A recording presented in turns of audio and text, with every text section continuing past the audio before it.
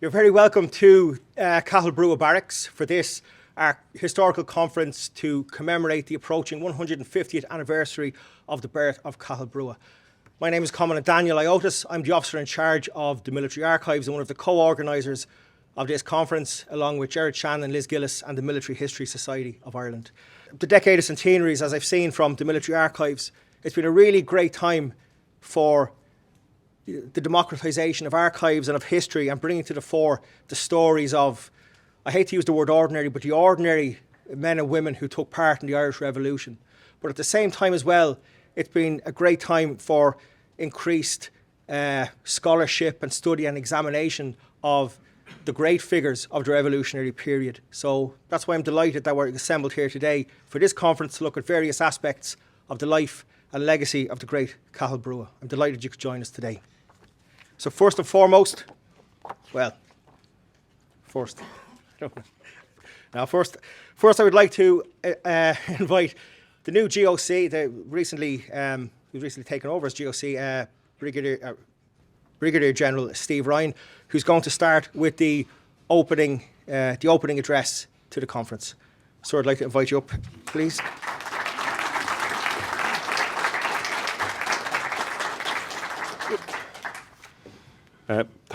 Thank you, Dan. And as Dan said, I'm the newly appointed GOC, and he nearly stumbled over my rank and name. I do the same myself. I keep answering the telephone as Colonel Stephen Ryan, but I'm sure I'll get over that. So Modin Ma, Gwynúsla, Tá Fáilte Ród Chuig, Dún Cathal Brugha, is Misha Stefan O'Reen, on Officer Iganis on Dara Brigade. And it's a great privilege to have you all here today in 2 Brigade HQ to welcome you on such an occasion. I only took over very recently, but it became quite obvious that this was in the diary, and it's an event that I wouldn't have missed. I have a deep interest in history myself. I'm a member of the Military History Society. As I was explaining to someone out there, the cheque is in the post for this year's membership, so it'll get there. And I'm also a member of the Ormond Military History Society, and there's some members of that society here today as well. But I've always had a great interest in history and a great interest in archives as well. And I'd just like to start by commending Dan and the team in archives, and I know Victor Lang is somewhere in the audience there. And they really do tremendous work on behalf of the Defence Forces, on behalf of the state, on behalf of historians both nationally and internationally, for all the work they've done to categorise and store this for the future generations of people and scholars, and they really are a credit to the Defence Forces. And just on the subject of that, with the Defence Forces is a fantastic organisation. We are recruiting at the moment, and if any of you, thank you, if any of you have nieces, nephews, sons, daughters, grandchildren, etc., military.ie, and we're open for recruiting both for the reserve and for the permanent Defence Forces. And I met the new cadets that came in here this week, and they're an absolutely fine body of men and women that are newly commissioned. And I think the future of the Defence Forces is sound in their hands. But I would just say, if any of you out there know anyone that wants to join the Defence Forces, please get them to look at military.ie. Anyway, look, we're here to celebrate Cathal Brugha, and I know the actual anniversary is the 18th of July, and it's coming close to that. I'd like to just thank the Military History Society for helping organise this event today as well. And it's their 75th anniversary this year as well. And I mentioned archives earlier on. The Military History Society was really born from the genesis of military archives way in the past. So 75 years ago, Captain Cox from the then Military Intelligence, who looked after military archives, and a group of like-minded people established the Military History Society. And it is fantastic that they're here today. And again, thank you for the support that you give archives and to the Defence Forces. The barracks is known as Cathal Brugha Barracks, as you know. But to an older generation of the Defence Forces, this was just known as Portobello Barracks. And to that generation of the Defence Forces and to the people before them, the barracks was part of the infrastructure and the military infrastructure of Dublin. And you'd other barracks dotted around, as we would call it, Griffith Barracks, McKee Barracks, Clancy Barracks, and the other barracks that are around Dublin. And those barracks, this barracks here, they started building it in 1810. It was originally a cavalry barracks. And then the cavalry moved to Marlborough Barracks, which is now McKee Barracks. And then really the infantry took over the barracks from then. And during the 1916 Rising, troops from this barracks, from the British forces, were involved in various actions in downtown. And then, of course, there was the death of Skeffington at the guardroom here in the barracks after that tragic event. And I'm sure that may be mentioned later on. But during after that, like, names are important. And it was in the 50s then that the government decided to rename the barracks after Cathal Brugha. So for a generation, it was Portobello, as I said, and then it moved on then to Cathal Brugha. And I suppose if you take that generation, my father's generation, he would have always referred to Euston Station as Kingsbridge Station. And that's just the way it was back then. So the barracks really was named after Cathal Brugha, and there was also a recognition from the state at that time as well. So we've Lynch Camp in Kilworth and Cork, named after Liam Lynch, and we've Aiken Barracks in Dundalk. So there was that kind of bringing together of both sides of the Civil War, and that's been extremely important as part of our heritage. The barracks today contain soldiers from a number of units from 2 Brigade. We've an infantry battalion here, the 7th Battalion, a cavalry squadron, so that link back to cavalry when Portobello Barracks was originally built is here as well. We also have engineers, a training depot, etc. And it's troops from this barracks that have served overseas in the Congo, in Cyprus, in Lebanon, etc.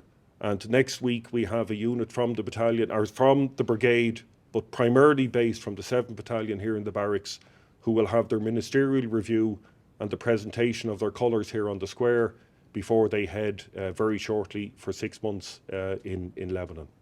And predominantly it's soldiers from Dublin that serve in the barracks here. Now, not everyone can afford to live in Dublin, unfortunately, so there's a lot of soldiers from the perimeter of Dublin as well that travel and commute into the barracks. But it has been at the heart of the military in Dublin since the foundation of the state, and as I say, way back into British times as well. And on behalf of myself as the GOC and the wider brigade, you're all extremely welcome to this conference today. And just as I close, I'd just like to pay compliments to my predecessor, General Tony Cudmore. Not only a fantastic GOC and a fantastically professional officer throughout his career, but a man with a huge interest in military history, and he's the current president of the Military History Society. And I'll hand the floor over to him. So thank you all very much, and I look forward to meeting you as the day goes on. Thank you.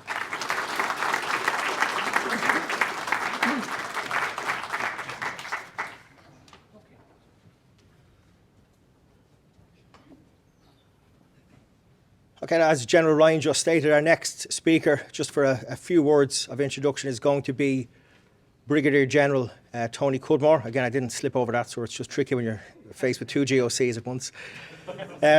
General Cudmore is recently retired as GOC 2 Brigade, but he is the president of the Military History Society, and he has, throughout his time here and throughout my time here, been a tremendous supporter of our work at the Military Archives as well. So it's my great pleasure to introduce Brigadier General Tony Cudmore. Sir.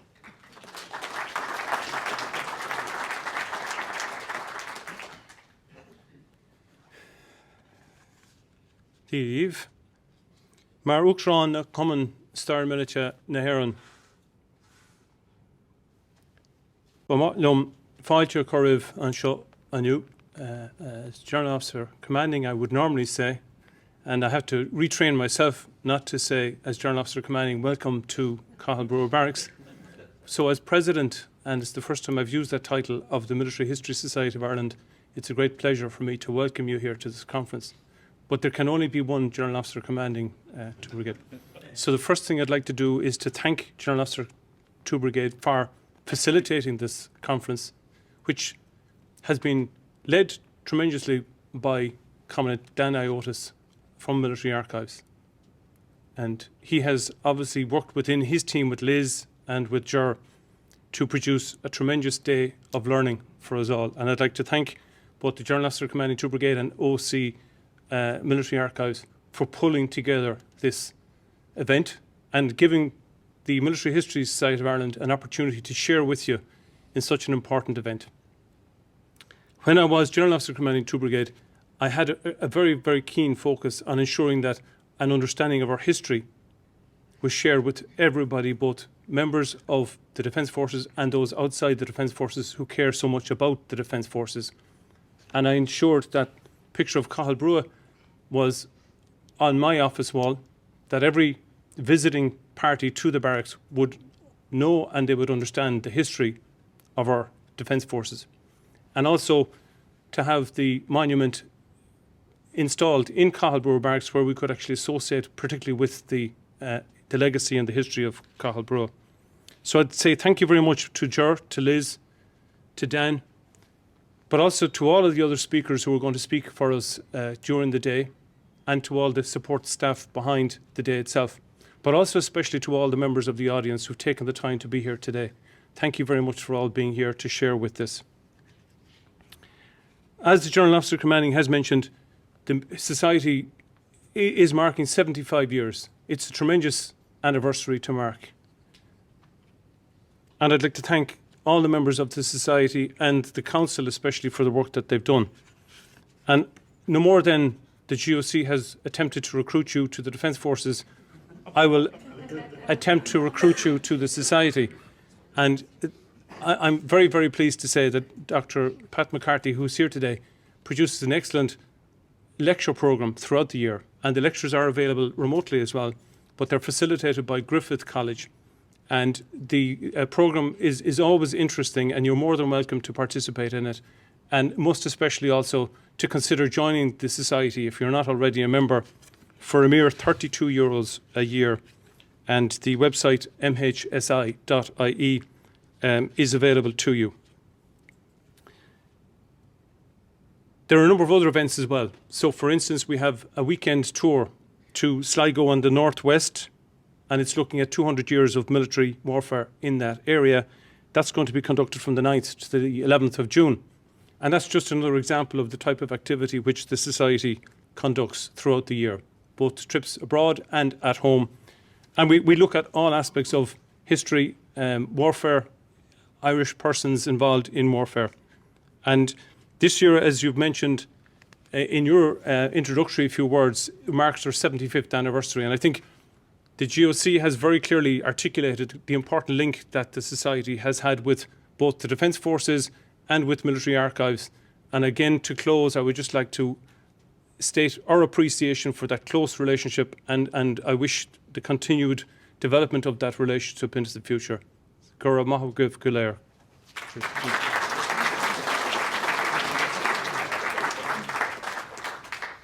Okay, so our first speaker today is Dr. Caitlín White, who is a public historian and research fellow at Trinity College, Dublin.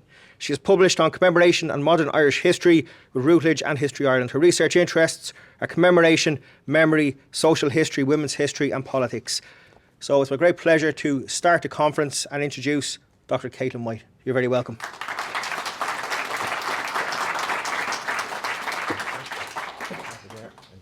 If you want that as well. Perfect. Thanks a million. Lovely.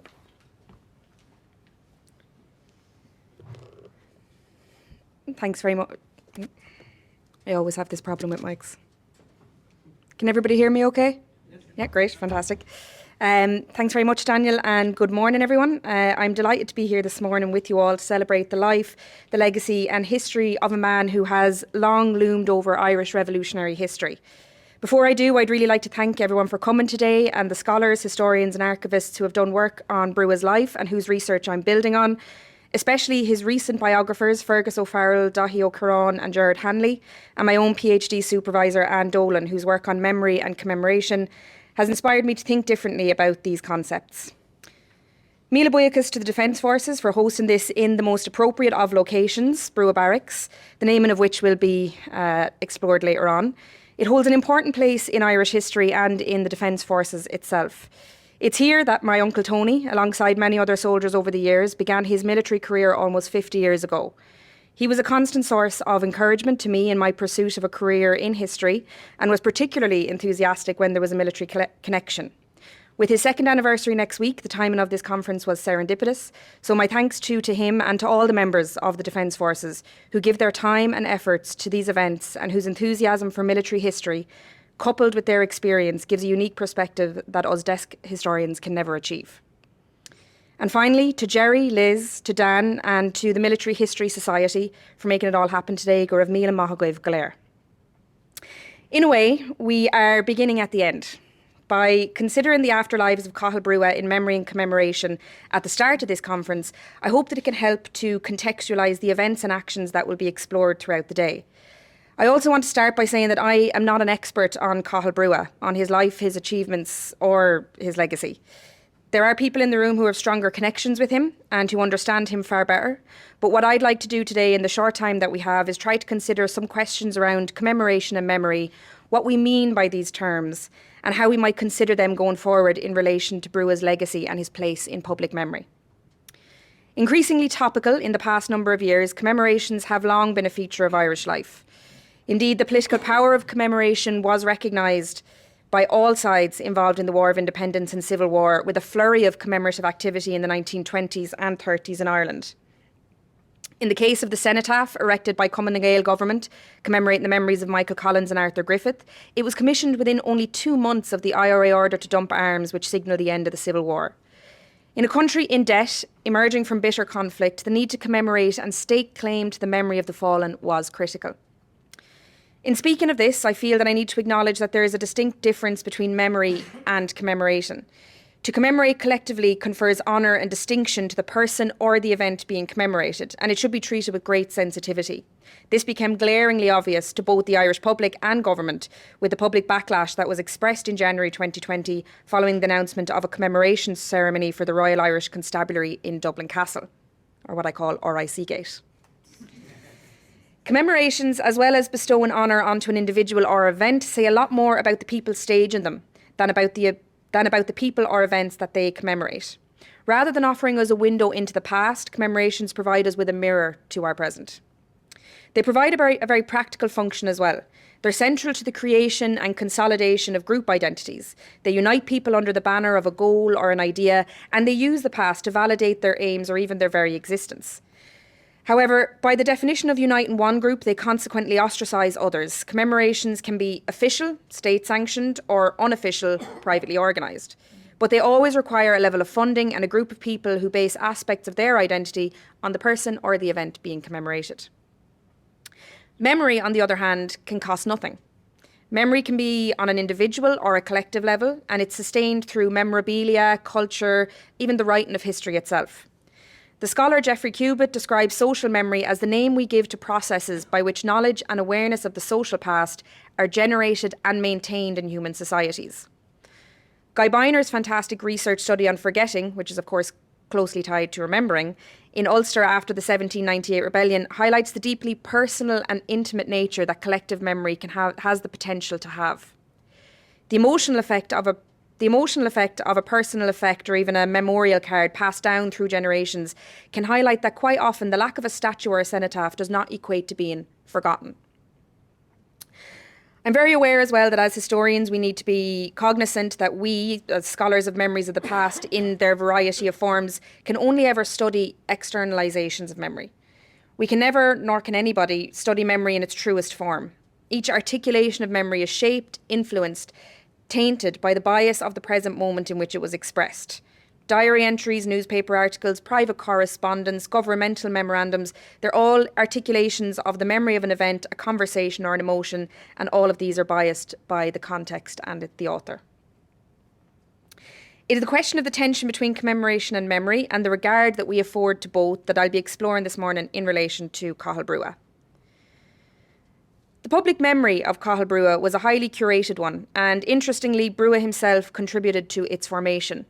While other speakers today might delve into his experience at the Hammam, Gresham and Granville hotels, it's clear that in those final days, Brugha was a man deeply aware of the consequences of his actions. Linda Kearns, member of Cumann and a nurse who was stationed there, recalls a conversation with Brugha being, and I quote, the most poignant moment of her life, when, in response to whether he was acting wisely, he replied that his death in those early days of the Civil War might bring it to an end, which would then be worthwhile. His decision to order his unit to surrender, while choosing to stay behind, epitomised the discipline and honour that he lived by, a reflection of his adherence to the last orders of his friend and former commanding officer Eamon Ceannt from the 1916 Rising to fight to the finish.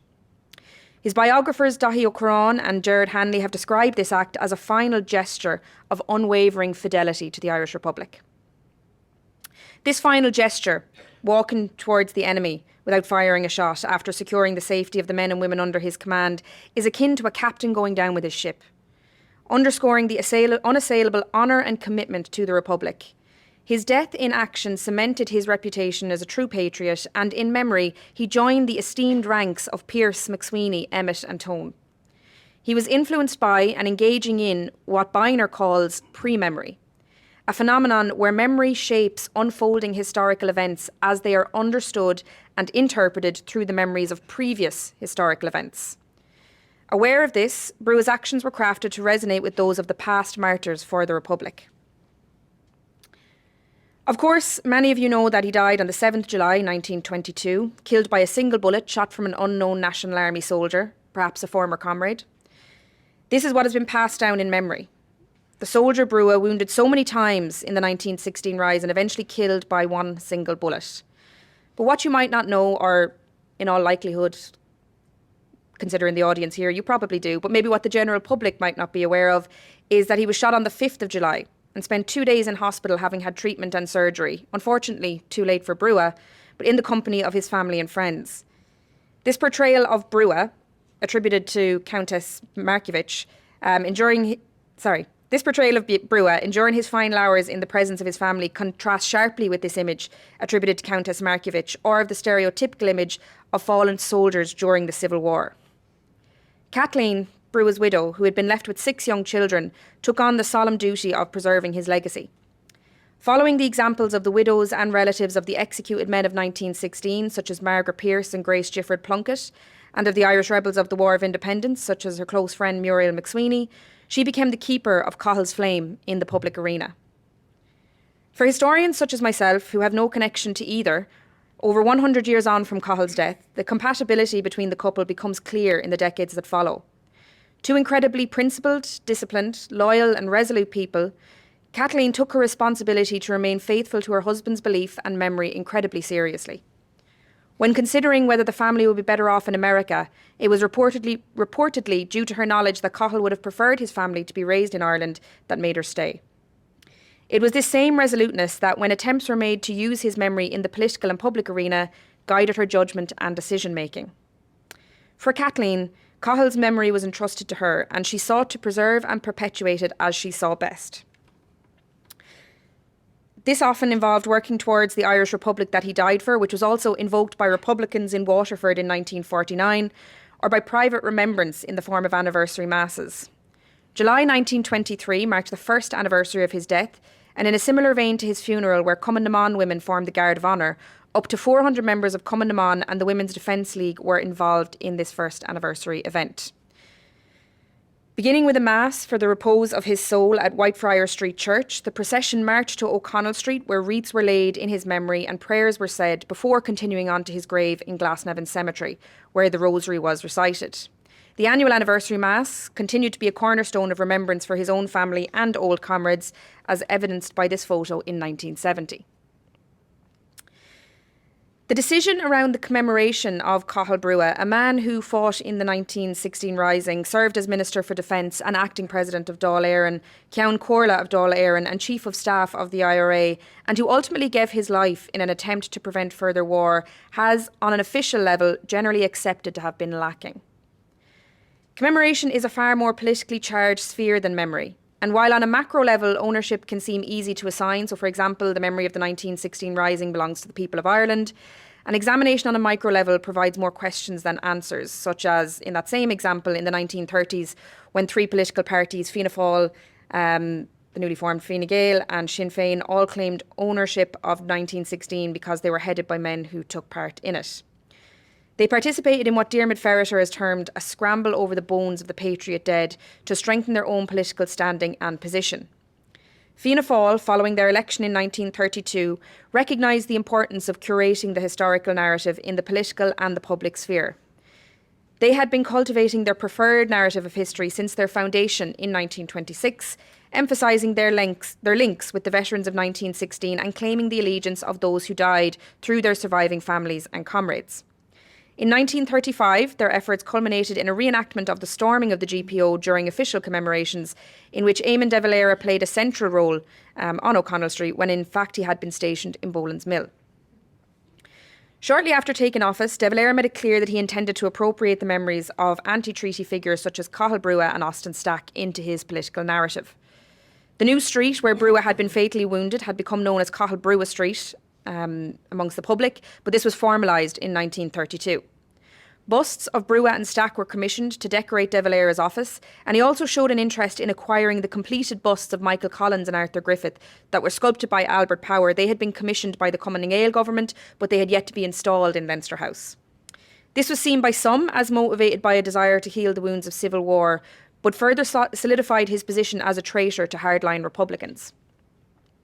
The sculptor Oliver Shepherd, known for sculpting the death of Cuchulainn, which you might recognise here, which de Valera had chosen to be placed in the GPO to represent the sacrifices of the men and women of 1916, had been so the sculptor Oliver Shepherd himself, he had been commissioned to sculpt the bust of Brugha, while Albert Power, described by Sheila Bratnock Lynch as Ireland's leading sculptor of this period, was commissioned to sculpt Austin Stack.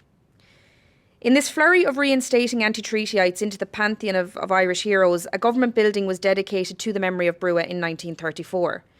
Located near where he was fatally shot, Áras Brugha was the new site for the National Health Insurance buildings. A plaque, sculpted by Albert Power, was due to be unveiled at the opening ceremony, but Caitlín Brugha's objections to the use of her husband's memory for political gain were steadfast. Having initially granted permission for the use of his name on the understanding that the building was free from party politics, she later withdrew it, stating that she could not allow her husband's name to be exploited by political parties.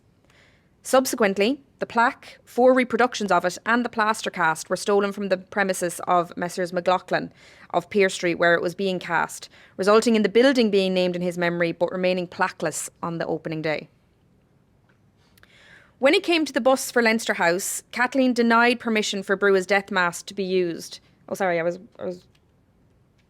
that was the letter she wrote, a public letter she wrote in 1939. But this was the newspaper report I was mentioning about the plaques being stolen. When it came to the bus for Leinster House, Caitlín denied permission for Brugha's death mask to be used and published a public letter, which is this one here, to rail against the gross impertinence of the men who have abandoned the ideals for which Cathal Brugha died to attempt to shelter themselves in the reflected glory of one who died for the Republic. Nonetheless, the commission of the bust went ahead, but its completion was delayed due to the Second World War. It was 1953 when the bust was eventually put on display in the National Gallery of Ireland, a less contentious venue than the Taoiseach's office, or at the time the office of the President of the Executive, in the previously proposed Leinster House. By the time that the bust went on display, Caitlín had privately commissioned the sculptor Albert Power to create a bust of her late husband using his death mask. This was widely accepted to be superior in quality to that one that was sculpted by Oliver Shepherd, which is unsurprising given the material with which he had to work from. By this time, the renaming of Portobello Barracks, as already mentioned, to Cathal Brugha Barracks had occurred. This was in 1952. The renaming of the barracks, itself named after a British military victory, was unsurprising. And it happens in that context of a flurry of renaming and bringing those anti-treatyite figures into the public domain. But what was perhaps surprising was maybe how it came about. Records in the National Archives of Ireland reveal that the Madame Markievicz Memorial Committee contacted the Department of Defence in 1952 to propose renaming the barracks after the Countess, in response to ideas that they would rename some of these places with the old British names still attached. The Madame Markievicz Memorial Committee feared that her contributions to Irish freedom were slipping from public memory. The government decided that the name Markievicz would be too difficult for many people to spell and pronounce. And so they wrote to the Minister of Defence in May 1952 to inform him that while they agreed with the renaming of the barracks, it should be named for Cathal Brugha instead. A note requests that the Minister for Defence inform Mrs Brugha of the decision in advance of any public announcement. It's not unlikely that the renaming of the barracks after Cathal Brugha rather than Countess Markievicz had a lot to do with maybe more to do with gender ideology than concerns over spelling. This was a woman who, after all, De Valera had described in 1932 at an unveiling of her bust in St Stephen's Green as a ban dílis dúchreachtach, ban quaimh catharthach, saidor a hrid gokama imasc na far son na sirsha na tira. The public could not forget that she was, first and foremost, a woman who never lost the placidity and femininity that is the nature of woman. It is also not unlikely, though, that the government, recognising the lack of acknowledgement of Brugha in the public space, saw the appropriateness of this gesture for a soldier and a one-time Minister of Defence. That the government was engaged in a concerted effort to commemorate and claim Brugha's legacy is not surprising. Historian James Curry charts the books, pamphlets and lectures on his life and contributions to Irish freedom from the mid to late 20th century. These contributions, while not the cenotaphs or the monuments that others were afforded, are testament to the intimate and malleable nature of memory and how it might manifest in different forms according to sensibilities and concerns of the time. It's notable that as early as 1929, Austin Stack remarked that I think that Cathal Brugha, whom I regard as one of the greatest figures among all those who have been connected with the fight for freedom, is not sufficiently known to the Irish people. But coming back to the question of commemoration and memory, how does one become sufficiently known to the Irish people? Is it through the history curriculum, through the memorials and monuments, through the amount of buildings named after a person? In other words, does being known to a people correspond to being recognised in public by the state? In 1919, the lyrics of the Foggy Jew firmly placed Brugha in the pantheon of Irish heroes. The street named after him in 1932 was done so because the public had already been using that name since that street was opened. In the 1930s, multiple busts were commissioned of him by the government in power and his family. In 1952, one of the most important military barracks in the country was named in his honour. For the rest of her life, his widow Caitlín kept his memory alive and true to his beliefs. In the 1960s, this poem was found in the collection of a former Solicitor General for Ireland, Arthur Warren Samuels, in which Brugha and Boland are remembered, and I quote, on every hillside and every mart. In 1972, and this may jog the memories of some people in the audience, in 1972, to commemorate the 50th anniversary of his death, the pageant was held in the Olympia Theatre, in which Cathal MacSwiney Brugha played the role of his younger grandfather. And I do believe, if anyone was interested in the pageant, Gerard Shannon has a programme on his person today, which I was delighted to see because all I could find was this newspaper article advertising it. The pageant was preceded by a mass and was interrupted by the elderly Joseph Clark drawing the attention of politicians present to the condition of Republican prisoners on hunger strike in the Curragh. In more recent years, 3 of the 4 memorials attributed to him on irishwarmemorials.ie, which is a fantastic resource, have been dedicated in the 21st century. So these 3 here. One was in 2003, that's the one in Belvedere College. The one in James's Hospital was in 2016, and the one in this very barracks was in 2022. In 2023, the Abbey Theatre, the National Theatre, staged a critically acclaimed production by Anu Productions called Hammam, which explored Brugha and the others who were present in the hotels in the Battle of Dublin and the last hours of the fighting from inside the Hammam Hotel. I am not attempting to rewrite the narrative of the past, to vindicate or to vilify. I'm attempting to shift the perspective. If we claim that Brugha is ignored, which is a claim reinforced by the lack of official state ceremony to mark the centenary of his death, a slight also afforded to Arthur Griffith in that same year, then do we ignore the memories that persist through generations? Do we relegate all of us gathered here today to commemorate his life to a footnote because we aren't erecting a monument? I should hope not. I hope that we and all of those who hold and have held these memories are afforded far more generosity than that. Thank you very much.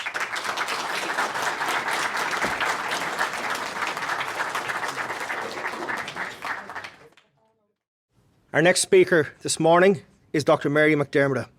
She's a research fellow at the School of History and Geography at Dublin City University, and her book, Art O'Brien and Irish Nationalism in London, 1900 to 1925, was published by Four Courts Press in 2020. Ladies and gentlemen, please welcome Dr. Mary MacDiarmada.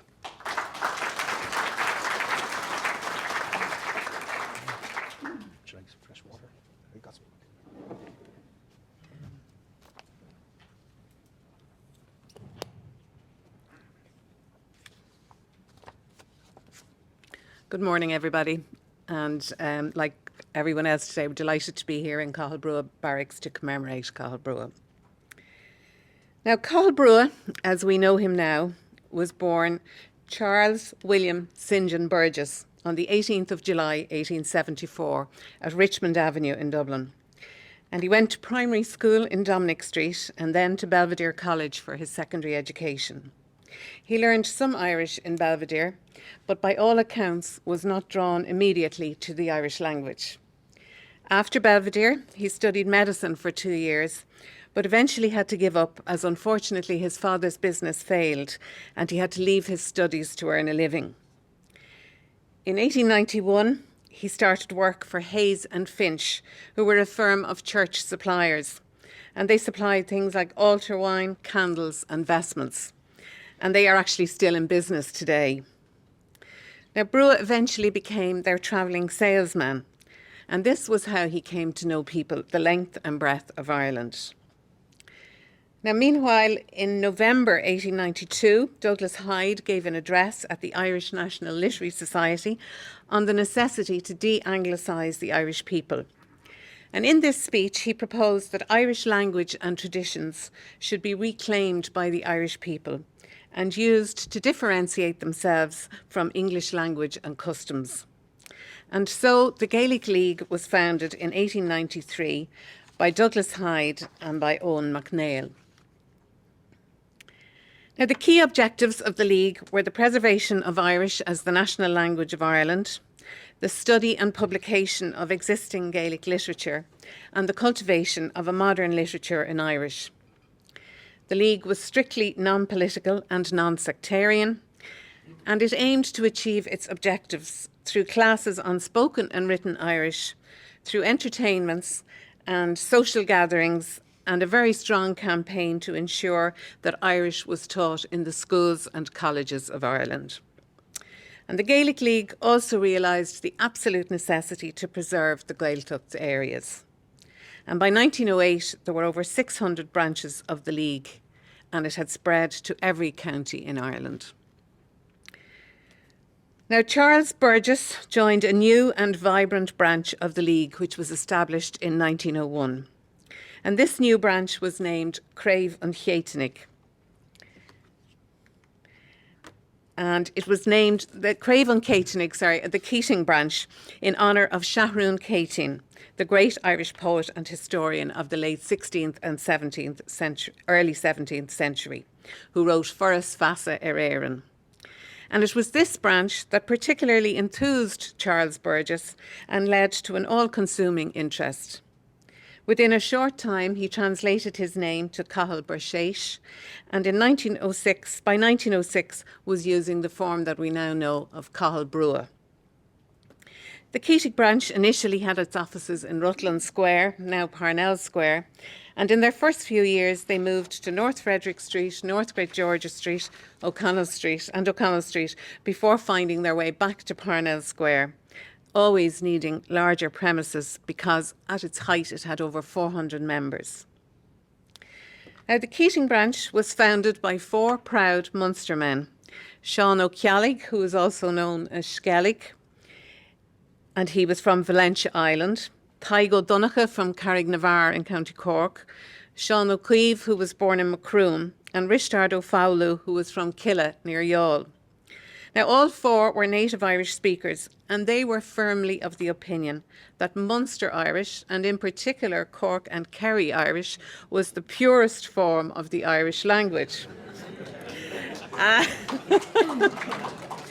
And they promoted this view in no uncertain terms in the Keating branch. They were very full of their own importance. They just about tolerated Gaeilge na Naoise from Waterford, and Limerick and Clare Irish barely got a look in. Shanti O'Kelly, who was a member of the McHale branch in Dublin for people who were from Connacht, wrote of the Keating branch, Ní raibh meas madra ag na muinnig Gaeilge Connacht. And in the same vein, in English, he wrote, everybody who was not a Munster speaker came under their lash from time to time. And this, naturally enough, set up a tension between the Keating branch and the rest of the Gaelic League from the beginning. And one critic said that as far as the Keating branch was concerned, Ballyvourne in West Cork was the capital of Gaelic Ireland. And there were tales of Keating branch members meeting trains from Cork and Kerry at Kingsbridge, now Houston, urging people newly arrived in Dublin to join. And they were particularly interested in capturing native Irish speakers from Munster. But this was just the form of Irish that they taught. The Keating branch welcomed Dubliners and others with open arms once they subscribed to this hierarchy of the Irish language. And in addition to language classes, the Keating branch had dancing, music, drama classes, and you could attend classes there every night of the week. And you can see in this slide, they had a schedule there for Wednesdays, Thursdays, and Fridays. And there were beginners classes, dancing classes, conversation, figure dancing, everything that you could possibly want in relation to Irish language and culture. Now, they also established their own choir and band, and their flagship event each year was Cuireann Ceann na Samhna, the Halloween concert, which had a very elaborate programme, and in 1905, for instance, it was held in the Abbey Theatre. Not given to modesty, the branch boasted they were going to have a concert the likes of which had never been seen in Dublin before. Now, they set out to be vibrant and to be different, and their motto was Muscal de Vishnach a Banba, Banba being one of the old mythical names of Ireland. And this motto could be loosely translated as Arise Ireland and Take Courage. And they published a magazine called Banba from 1901 to 1906. And they also had one of the first camogie teams in the country. And Cathal Brugha took to the Keating branch and to the learning of Irish with great enthusiasm, and he attended classes and practiced until he had a competency in Irish like a native speaker. He greeted people in Irish and apparently even said his prayers in Irish. He also played hurling, learned Irish dancing, and totally embraced the camaraderie and enthusiasm of the branch. Lectures on history topics with debates in Irish afterwards were regular features of Gaelic League branch activity, and Brugha became a competent and much sought after lecturer. And if not lecturing, he was there to contribute to the debate afterwards. At one such event in 1904, a lecture by Father Pádraig de Poire on Forriganiv na Roive, the buildings of Rome, both Brugha and Pádraig Pearse contributed to the debate in Irish afterwards.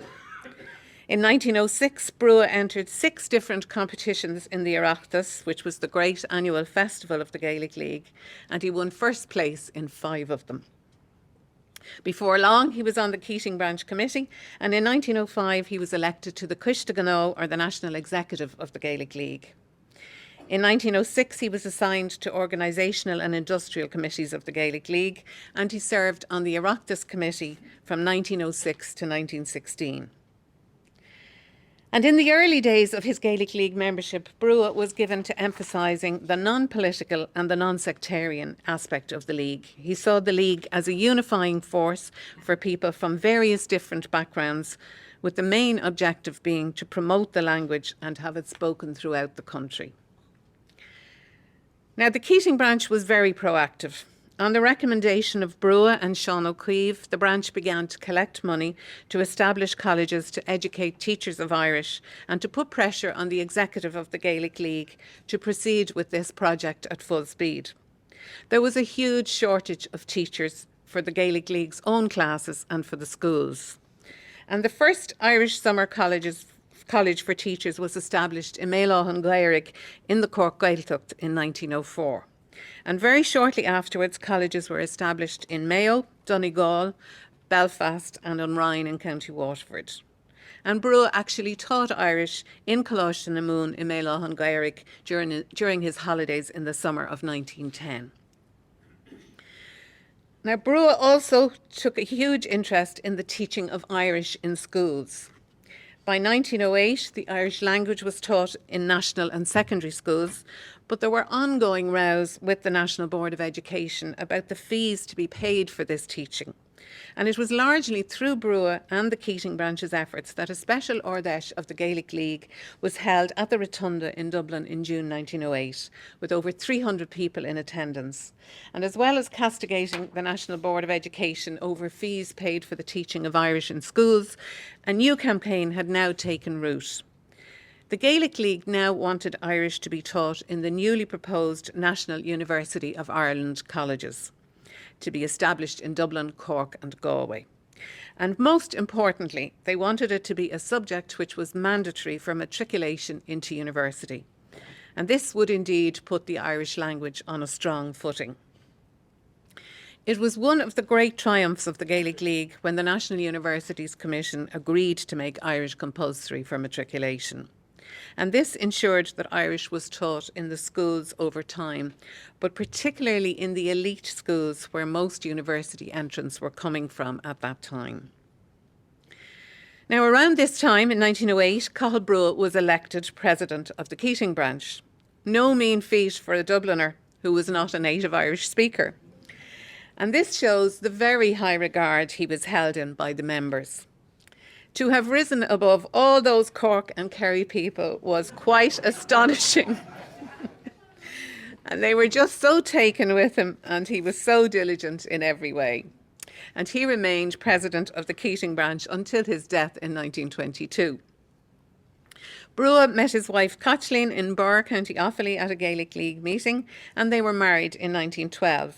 And Brugha's Keating branch Gaelic League friends held a celebration in Wynn's Hotel for him to congratulate him on his marriage. The Freeman's Journal reported that these members wanted to acknowledge the esteem and respect in which they held him. His labours, they said, were an inspiration to every one of them, a living example of what could be done in the matter of learning Irish. And when people said it was impossible for a non-native speaker to thoroughly master the language, they had only to point to Cathal Brugha to refute that suggestion. And Taigo Donacha wrote a song in Irish extolling Brugha's virtues, particularly his efforts to promote the Irish language throughout the country. Now, I just want to move on now to talk about the Ayiotis and the Festina. The Feis, or the Festival of Irish Language and Music, became a key event in many towns throughout Ireland in the early 1900s and an integral part of Gaelic League activities. There were Festina in towns and villages all over the country. And while the main Gaelic League festival for the year was the Ayiotis, the Festina were held throughout the year. And here we just have some slides, the Ayiotis, and then we have another glóire for the Ayiotis, and Feis na Mún. Now, the Keating branch became the go-to branch for assistance to all other Gaelic League branches around the country. And we can see in this slide here, which is an ad for the Keating branch excursion down to Killarney.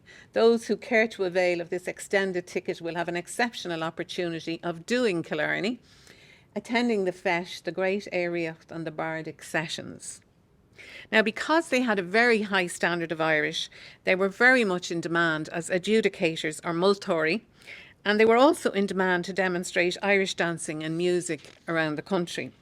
Agnes Dodd of Killorglin wrote in her memoirs that she had spent the summer of 1902 or 1903 dancing around various Festina in Cork with members of the Keating branch, demonstrating the finer points of Irish dancing. Now, the syllabus for the competitions for each Feis and for the Ayiotis were very elaborate and were in little booklets which could run to 20 pages or more. Reciting and composing poetry, singing, Irish dancing, history essays, choirs, bands, harpists, whistling, wood carving, art, and on it went. And the prizes ranged from 5 shillings up to £5. And sometimes the prize was a week's holiday in the Gaeltacht. Now, it was not unusual to have a prize of £5 offered for the best essay in Irish. And that was quite a lot of money. And it was possible to have a nice little income stream if you had a reasonable command of Irish. Shanti O'Kelly in his memoirs described how he spent many weekends at Fesna around the country, and he recounts how himself and Brugha went to Cork in 1907 or 1908 and spent a week adjudicating at Feis Muan. They were then asked to go to Dunmanway at the end of the week, and there were hundreds of people there, and a great fuss was made of the fact that these two gentlemen had come all the way from Dublin to adjudicate. Brugha loved the Fesna. He felt there was a wonderful national and Gaelic spirit at each one, and they were very enjoyable occasions. Another trip to Carrasaveen was promoted to the members of the Keating branch in a brochure which promised the following itinerary. Accommodation in Fitzgerald's Hotel in Carrasaveen, which was described as like the palace of some ancient Munster prince. There would be evangelising, presumably language evangelising, and sightseeing, a boat trip to Valentia, shell gathering, hill climbing, a ramble through Ballinskellig's castle, lessons on the Atlantic cable, an éireacht on the beach at Derrynan, and song and dance and Gaeilge galore. Clearly, the Keating branch members were intent on both education and fun. On another occasion, Skellig, who was a great friend of Brugha's and also a commercial traveller, described how they were both working in Killarney and they cycled out to Carrasaveen at the weekend to attend Feis Darivra. They met a local Shanachie with whom they discussed difficult words from the Irish language. And they also helped the local priest to translate his sermon for the Sunday Mass. Given the Feis, he was anxious to show that he was supportive to the Irish language. The Kilkenny people reported that Brugha was an adjudicator at the Castlecomer Feis in June 1909. And wherever he stayed around the country on business, Brugha sought out the local Gaelic League branch of the Feis and joined in their activities. Now, a huge aspect of the work of the Gaelic League was the promotion of Irish goods. The argument was that a prosperous economy would stem the tide of emigration and in turn keep Irish speakers at home. Many of the Fesna, and indeed the Oireachtas, held Éanach Ari, industrial exhibitions, to promote the local industries. And buying Irish was emphasised in the newspaper of the Gaelic League, which you can see here on Clive Sullish, and we can see the ads on their front page for Lucania bicycles, Dublin soaps, Irish milled flour, Kennedy's bread, etc. And then they have an interesting one here for Sláinte cigarettes, which I think will probably be banned today. And then this one, which I think was the flu vaccine of its day, St. Anthony's syrup, chest complaints, lung diseases, throat affections. One bottle will put you right and save you weeks of suffering and a big doctor's bill. Now, Brugha left Hayes and Finch and founded a new candle-making business with Anthony and Vincent Lawler at Lower Ormond Quay in Dublin in 1909. And this is an advertisement from Clive Sullish for Lawlers. Brugha again took on the role of travelling salesman as this was his area of expertise, and he was also a member of the Council of Dublin Industrial Development Committee. The Freeman's Journal in July 1913 reported that Brugha presided at the opening of the Éanach, or the industrial exhibition at the Oireachtas in Galway, and among many other exhibitors, Lawler's Brugha's own company had a stand. Now, when he travelled around the country, Brugha, as we know, sought out the company of native Irish speakers. In Waterford City, for instance, he became very friendly with Máirtín Ó Colmán, who was a native speaker from the Cumra Mountains. He also spent time in the other towns of Nadéisha, including Dungarvan, where he again sought out the native Irish speakers and Gaelic League classes. And he often cycled out to Coláiste na Rinne to attend classes and to listen to the locals conversing in Irish. He had a great love for the fishing community in Ballion sa Rhine.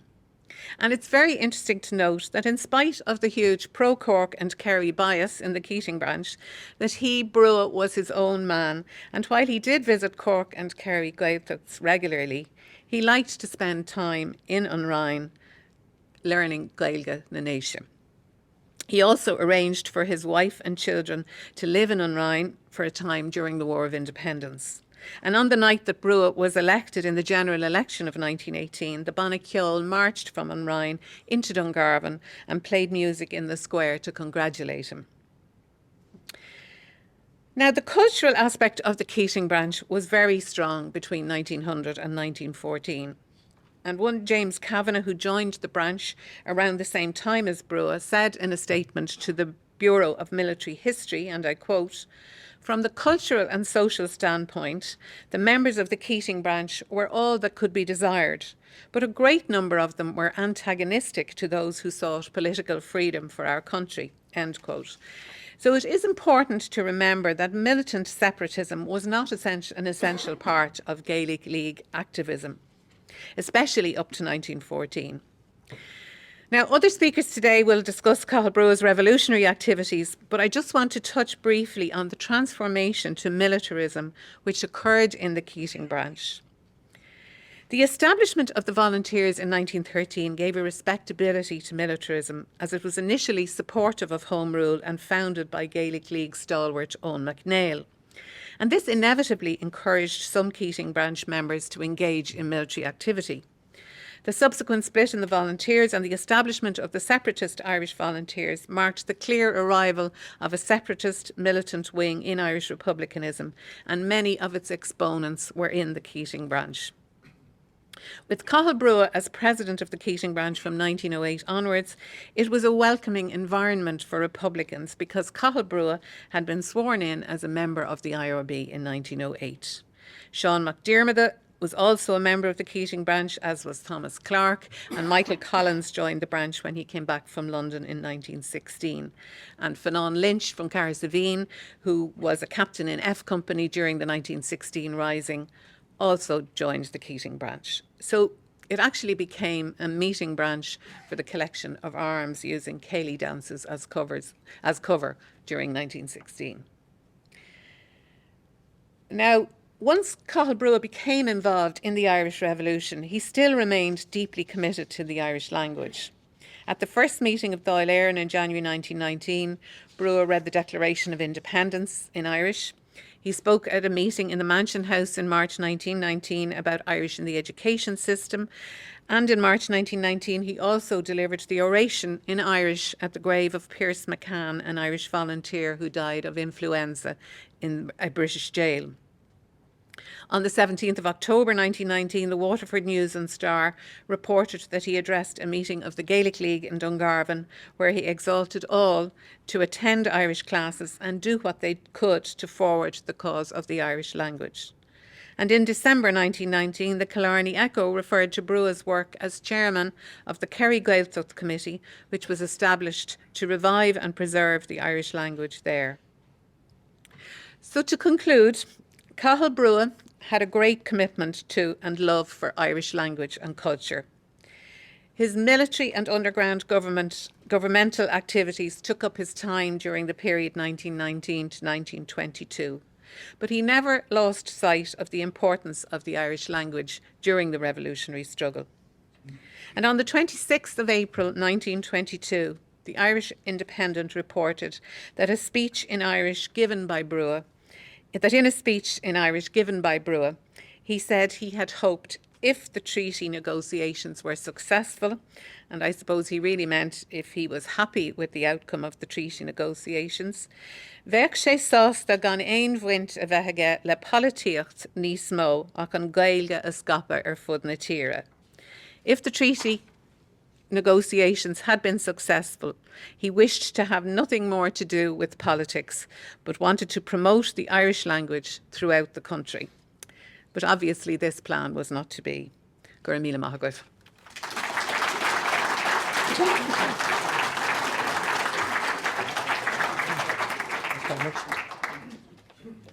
Okay, before we have our Q&A session at the end of our first session, we have one more speaker. It is Liz Gillis. She's one of the co-organisers of the conference. She's a historian and author from the Liberties in Dublin. She has written 6 books about the Irish Revolution, including Women of the Irish Revolution and the Hales Brothers and the Irish Revolution. Liz was appointed a historian in residence for South Dublin County Council for the decade of centenaries and lectures at Champlain College, Dublin. Did I pronounce that correctly, Liz? Yeah. Okay. No, champagne. Sounds good. In 2018, Liz was a recipient of the Lord Mayor's Award for her contribution to history. Ladies and gentlemen, Liz Gillis.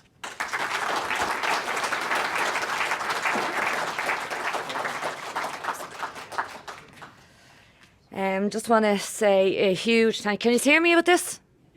A huge thank you to Dan and the staff, and also the Military History Society of Ireland for co-organising the conference day, and a huge shout out to Gerard Shannon, who's been doing a lot of the groundwork on this, and just thank you so much everyone to see you all here today. But I'm going to talk about Cathal Brugha and his role in the Easter Rising. And I suppose to begin with, just to bring it back to his involvement in the Irish Volunteers, which he joined on its inception in 1913. Now, we've heard from Mary already about his involvement in the Keaton branch. He had been a member of the IRB, sworn in 1908. But his role as president of the Keaton branch, being the most militant branch of the Gaelic League, it sort of cements or ties in the IRB and the Gaelic League. And the membership of the Keaton branch, it's literally a who's who of revolutionaries that were to be involved in 1916 and beyond.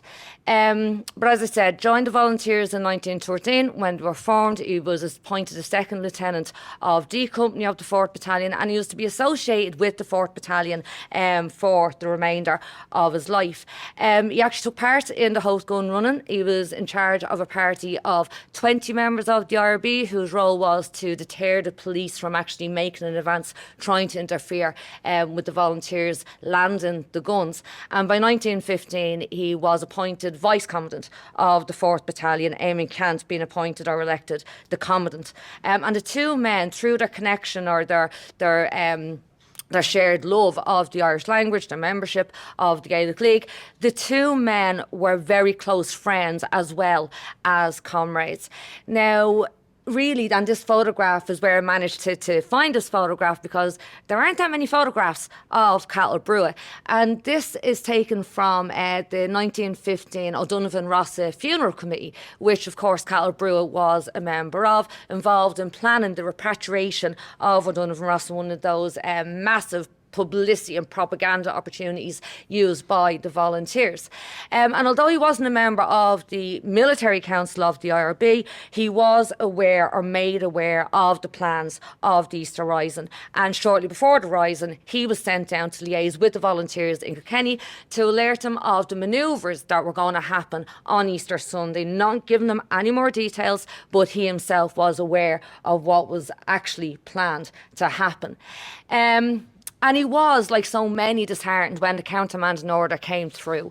He was very much of the same opinion of Clark and many others, that the Volunteers should be used as an offensive body to strike a blow, especially when the First World War was in full swing.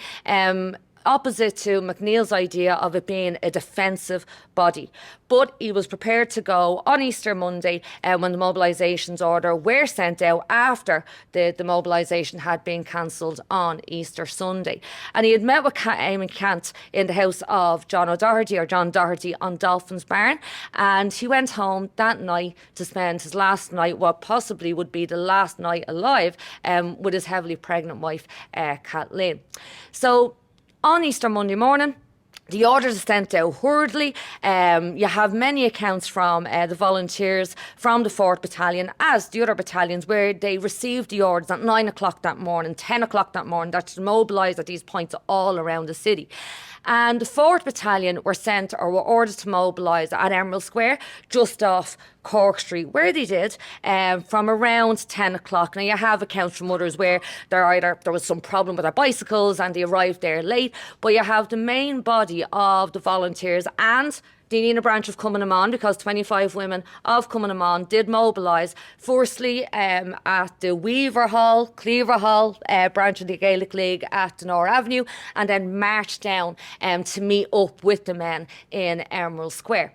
And there they were met by their Commandant, Eamon Cant, Vice Commandant, Cathal Brugha, and another Lieutenant of B Company, which was W.T. Cosgrave. Ideally, Cant should have had about 700 people under his command. Approximately, he had less than 120 to take control of a huge area. So at roughly 11:30, the small group, they march off. You had Cloncolbert, who was tasked with taking over or occupying Watkins Brewery down on Ardee Street. And they were sent there to basically hold off or stop any military that might come from Griffith Barracks, what was Wellington Barracks at the time. You have A Company under Seamus Murphy. When the detachment move off, they come out onto Cork Street, march down Cork Street, swing a left onto Marrowbone Lane, and that's where the group then breaks up, because you have A Company under Seamus Murphy. They take another left and make their way into Jamestown Distillery, or what we call Marrowbone Lane Distillery, and then the other group, headed by Cathal Brugha and Cosgrave, continued their march on. You have Cant leading some of the men to the rear of what was the South Dublin Union via the Rialto entrance, and then you have Brugha and others going to the South Dublin Union, making their way to the main entrance, was faced out onto James Street, right opposite the house of W.T. Cosgrave. There, the group again split off, because you have a small detachment under Thomas McCarthy who were sent to occupy Rose Distillery just down the road on Mount Brown. By Tuesday, certainly, you have both Watkins and Rose being evacuated by those two garrisons. Cloncolbert, he made his way back to Marrowbone Lane Distillery, and then you have Thomas McCarthy, his group just dispersed. So it leaves the two garrisons, one in the South Dublin Union, where you have Cant and Brugha and Cosgrave and many others, roughly about 70 men in all, and then those under Seamus Murphy, supported by Cloncolbert and what was to become 22 women of the Nenagh branch of Cummanamon. So there we have the outposts that were taken over by the 4th Battalion. But as I said, it's a massive area that Cant had under his command. The South Dublin Union was a warren of streets. You have over 3,000 patients being held in the South Dublin Union. It's literally like a city within a city. So where was Cant to go? On the suggestion of W.T. Cosgrave, who was a local, who knew the area. Actually, Cant and W.T. Cosgrave had been known to members of staff in the South Dublin Union. Cant himself had actually walked around the South Dublin Union the week before.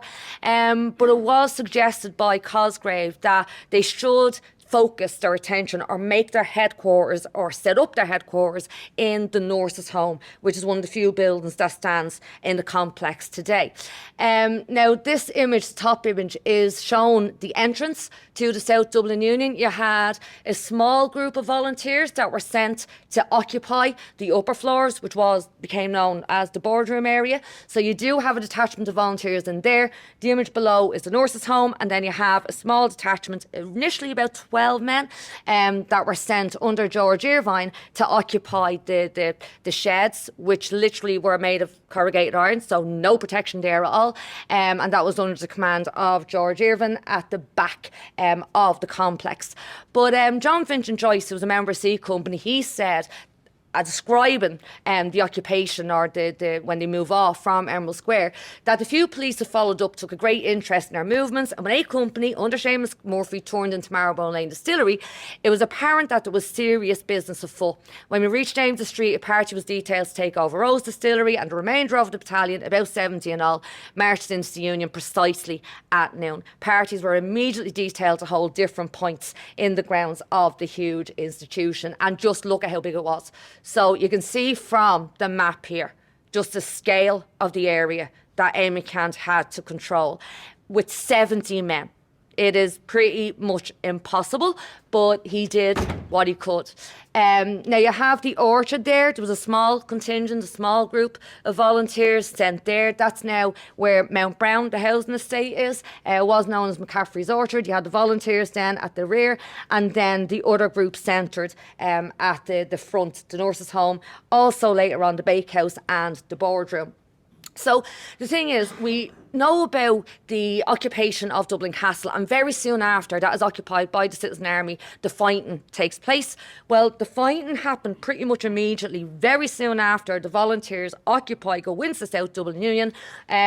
they are involved in a fight, because the reason that you have the South Dublin Union being taken over in the first place was to stop British soldiers that would come from Richmond Barracks to make their way in to attack the GPO, the headquarters of the volunteers. So you have Kent and his men are to stop those soldiers from getting in. You also had soldiers that would be placed in the Royal Hospital. So there was access for a lot of soldiers to get in to attack the GPO. Little over half an hour after they go into the South Dublin Union, the fighting begins, because that's exactly what happens. Members of the Royal Irish Regiment come down from Richmond Barracks and they're immediately attacked and fired upon by the volunteers.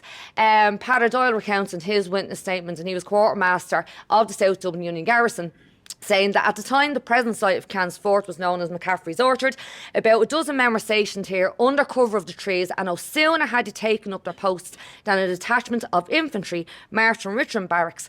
Our men immediately opened fire and there was a number of casualties on both sides. This had a result of holding off the attack contemplated.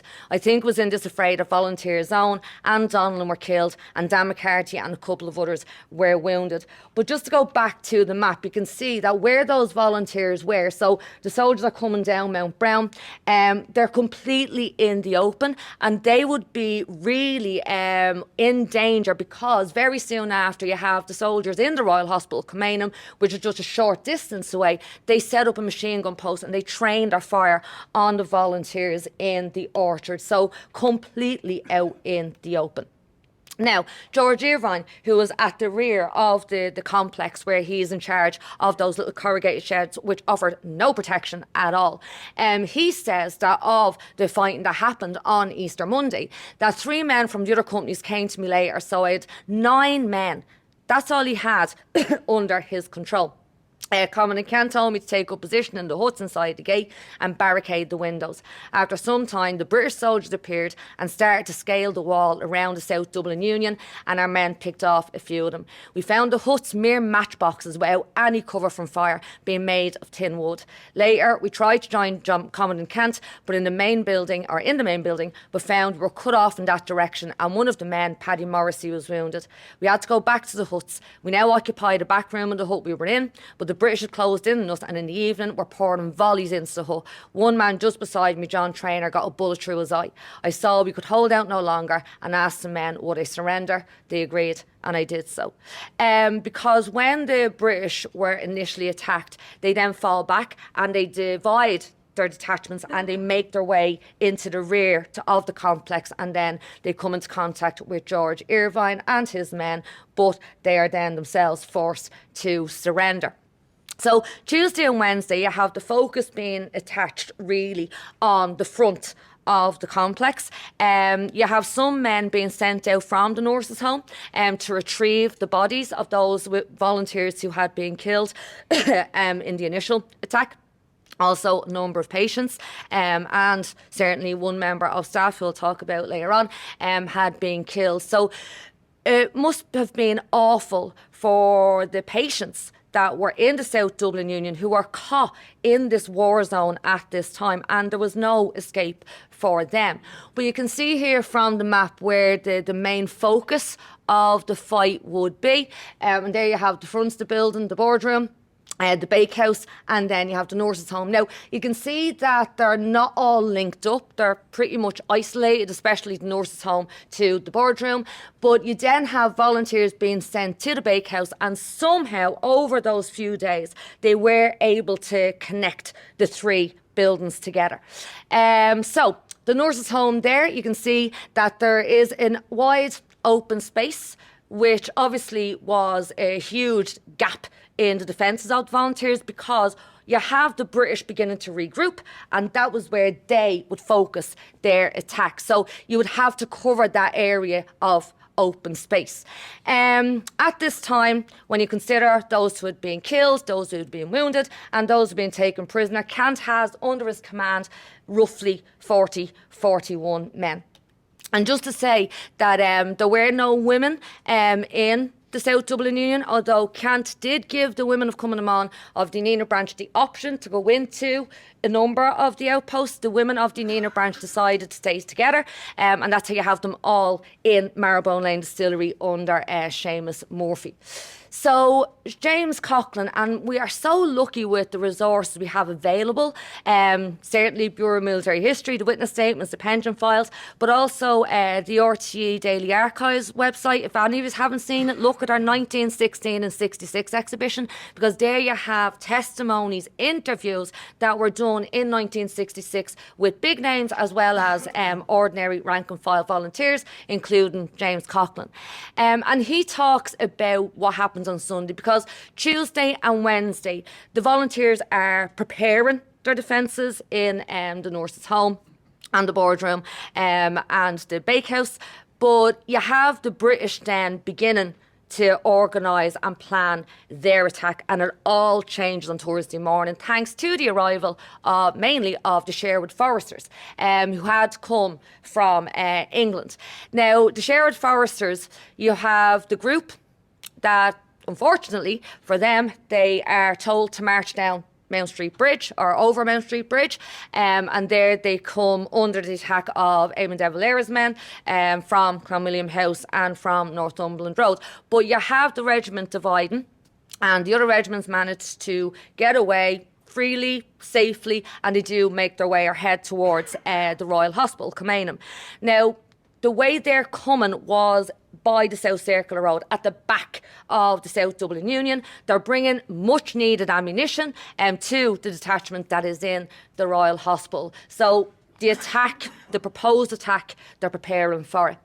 But what James Coughlin says about being in the nurse's home at that stage and about his commanding officers, he says the following morning on Thursday we heard that both the Vice Commandant and Commandant himself were missing from nightfall until daybreak that morning. In consideration of the boarding party and myself, and not wishing to impose extra guard duty on the remainder of our comrades, the Commandant and Vice Commandant remained in that bakehouse the whole night, guarding this new dangerous gap in our defences. Dangerous in effect because the bakehouse doors had not yet been barricaded. They completed the breakthrough to James's Street later that day. Just as they did, the British all-out attack against us commenced. And that is really important, because you do have a lot of the men saying that both Kent and Cathal Brugha, they would not ask men to do something they were not prepared to do themselves, sometimes to the detriment of the officers, because the men felt that if anything happened to them, who was going to lead them? They were meant to give the orders and the lads would follow the orders. But here we have both Kent and Brugha actually in the thick of it and being involved in the action. So the final onslaught came on Thursday, and it is crazy to think that literally a couple of hours from now, on this day, 108 years ago, was when Cathal Brugha was severely injured in that final assault on the South Dublin Union. So here we have two of the men who were charged with leading that assault, members of the Nottingham and Derbyshire Regiment of the Sherwood Foresters, Captain Michael Martin and Captain John Sherlock Oates, whose father was actually a commanding officer, overseeing everything, ordering his son to go in and lead the attack, trying to remove the volunteers. But where were the volunteers and where was Brugha at this time? So you have Cathal Brugha being in charge of the section in the nurse's home. Now, it was a veritable fortress. You can see from these photographs, and again, thanks to the Bureau of Military History, their gallery, their image gallery, all these photographs are from there. And you can see the porch, so it's like a double porch there. So they had barricaded the inner door. So you have the outer door, the gap, and then the inner door, which was completely barricaded. Pretty high up, you'd access through the fan line. And then we have the stairs leading up. Now, Kent was elsewhere. He was over, I think, in the boardroom. He was discussing things with the volunteers there. So Brugha is left in command, and he was upstairs on the first floor landing. The British troops, they begin to encircle and get closer and closer and closer to the nurse's home until finally they manage to actually break through into the porch. They manage to break through a wall, I think, on the right-hand side and get into the porch, but they can't get any further because there's a wall pretty much in front of them. So what they then had to do, or what they decided to do, was to start throwing bombs and grenades over. Now, there was a lot of confusion. There was Cathal Brugha worrying about men that were downstairs. He does come down to see what is going on, and he gets wounded at this point. In the initial skirmish, or the initial fighting that happens in the porch, at least three British soldiers were killed. So they're caught completely off guard and they are trapped in that small space. They couldn't, as I said, pass the barricade. So the bombs, they come over again and again and again. And I will leave it to James Coughlan and John Vincent Joyce to describe what happens then. So James Coughlan says that one of these bombs they slung over seriously wounded the Vice Commandant, Cathal Brugha. He found himself immobilised. He orders the garrison in the nurse's home to evacuate and join Commandant Kent and his party in the next building. Before they left, he had himself placed on the kitchen table near the back window in the kitchen so that he could, using his Maserati, contest any entry from the rear. So reluctantly, the small garrison do leave and they make their way over to Kent. And I suppose fearing that Cathal Brugha, there was no way he could survive this onslaught, Kent is informed. However, despite an amount of time passing, what they thought had happened, the inevitable, the battle was over, the British took the nurses home, the sound of gunfire was still going on. And Kent realises they haven't taken that building. There's a possibility that Brugha may still be alive, so they make their way back. John Vincent Joyce recalled in 1926, the little garrison waited patiently for what everybody expected to be the end, when suddenly we heard the explosions of bombs and the bark of a Mauser from the nurse's home. And rising above the din, sorry, I'm getting goosebumps now reading this, we heard Cathal Brugha singing God Save Ireland. The effect was electric. Led by our Commandant and the other officers, we all rushed back and very soon the nurses' home was cleared of the enemy. Cathal Brugha had saved the situation. Lying there on the kitchen floor, badly wounded, he had prevented the enemy from crossing the barricades and his song had inspired the defenders to come back and repel the Saxon. It was typical of this brave man who was absolutely fearless. And they did repel the attack. The British, they did withdraw. There was no further sort of large-scale assault on the South Dublin Union. And what happened after that? Well, the surrender did come. You had the order coming from Pearse, where each garrison had to surrender, and Eamon Kent, with a small group of men, the British thought there were about 200 people, a group of less than 50 people, walked out the South Dublin Union, linked up with the garrison in Marylebone Lane, and then marched down to Bride Street, where the surrender was taken, and they were then brought to Richmond Barracks to await their fate.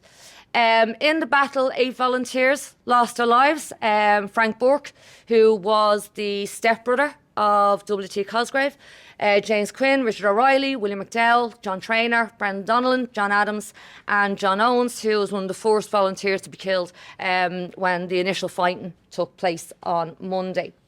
But also we have the casualty of Nurse Margaret Keogh, who was also killed in the early stages of the fighting on Easter Monday when she went out to help, it seems, a wounded volunteer, and she was accidentally shot. She is remembered, which is lovely to see. In 1965, there was a plaque unveiled to her in the grounds of what's now James's Hospital. Nurse Margaret Keogh of Leyland Bridge, County Carlow, who died of bullet wounds received in this hospital while performing her professional duties in a heroic manner on Easter Monday 1916. And more recently, due to the decade of centenaries, there is a ward named after her in James's Hospital.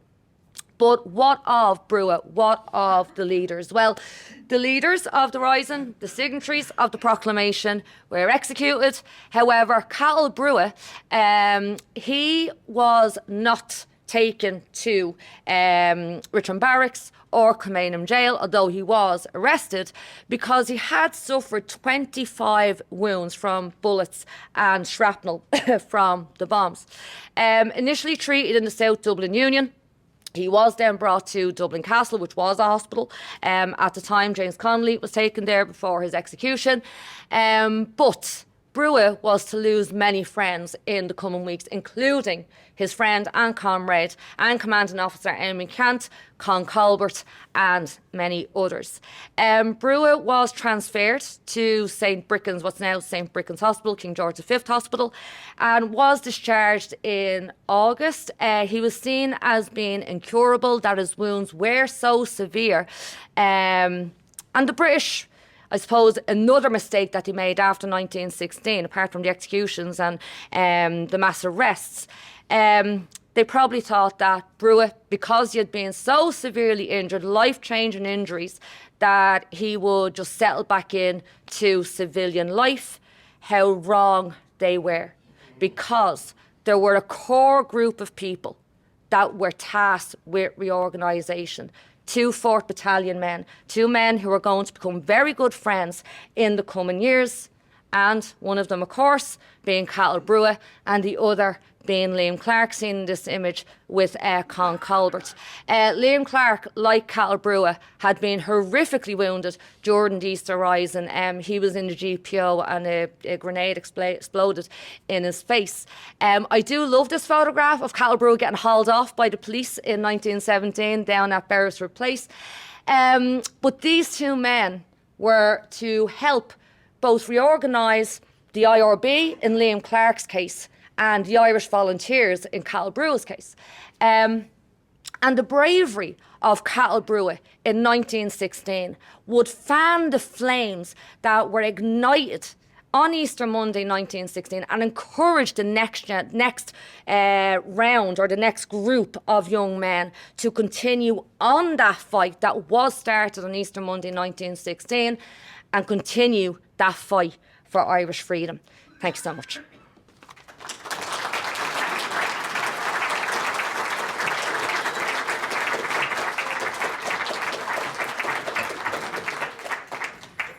Our next session, session 2, Through Revolution and Truce.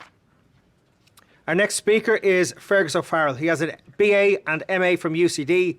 He's the author of the first English language biography of Cathal Brugha, published as part of the UCD Live series in 2018, and he lives and works in London. But I won't hold that against him. Fergus, you're very welcome. That's going here. Just make sure that just doesn't go blue. Yeah, it doesn't. Yeah, cool.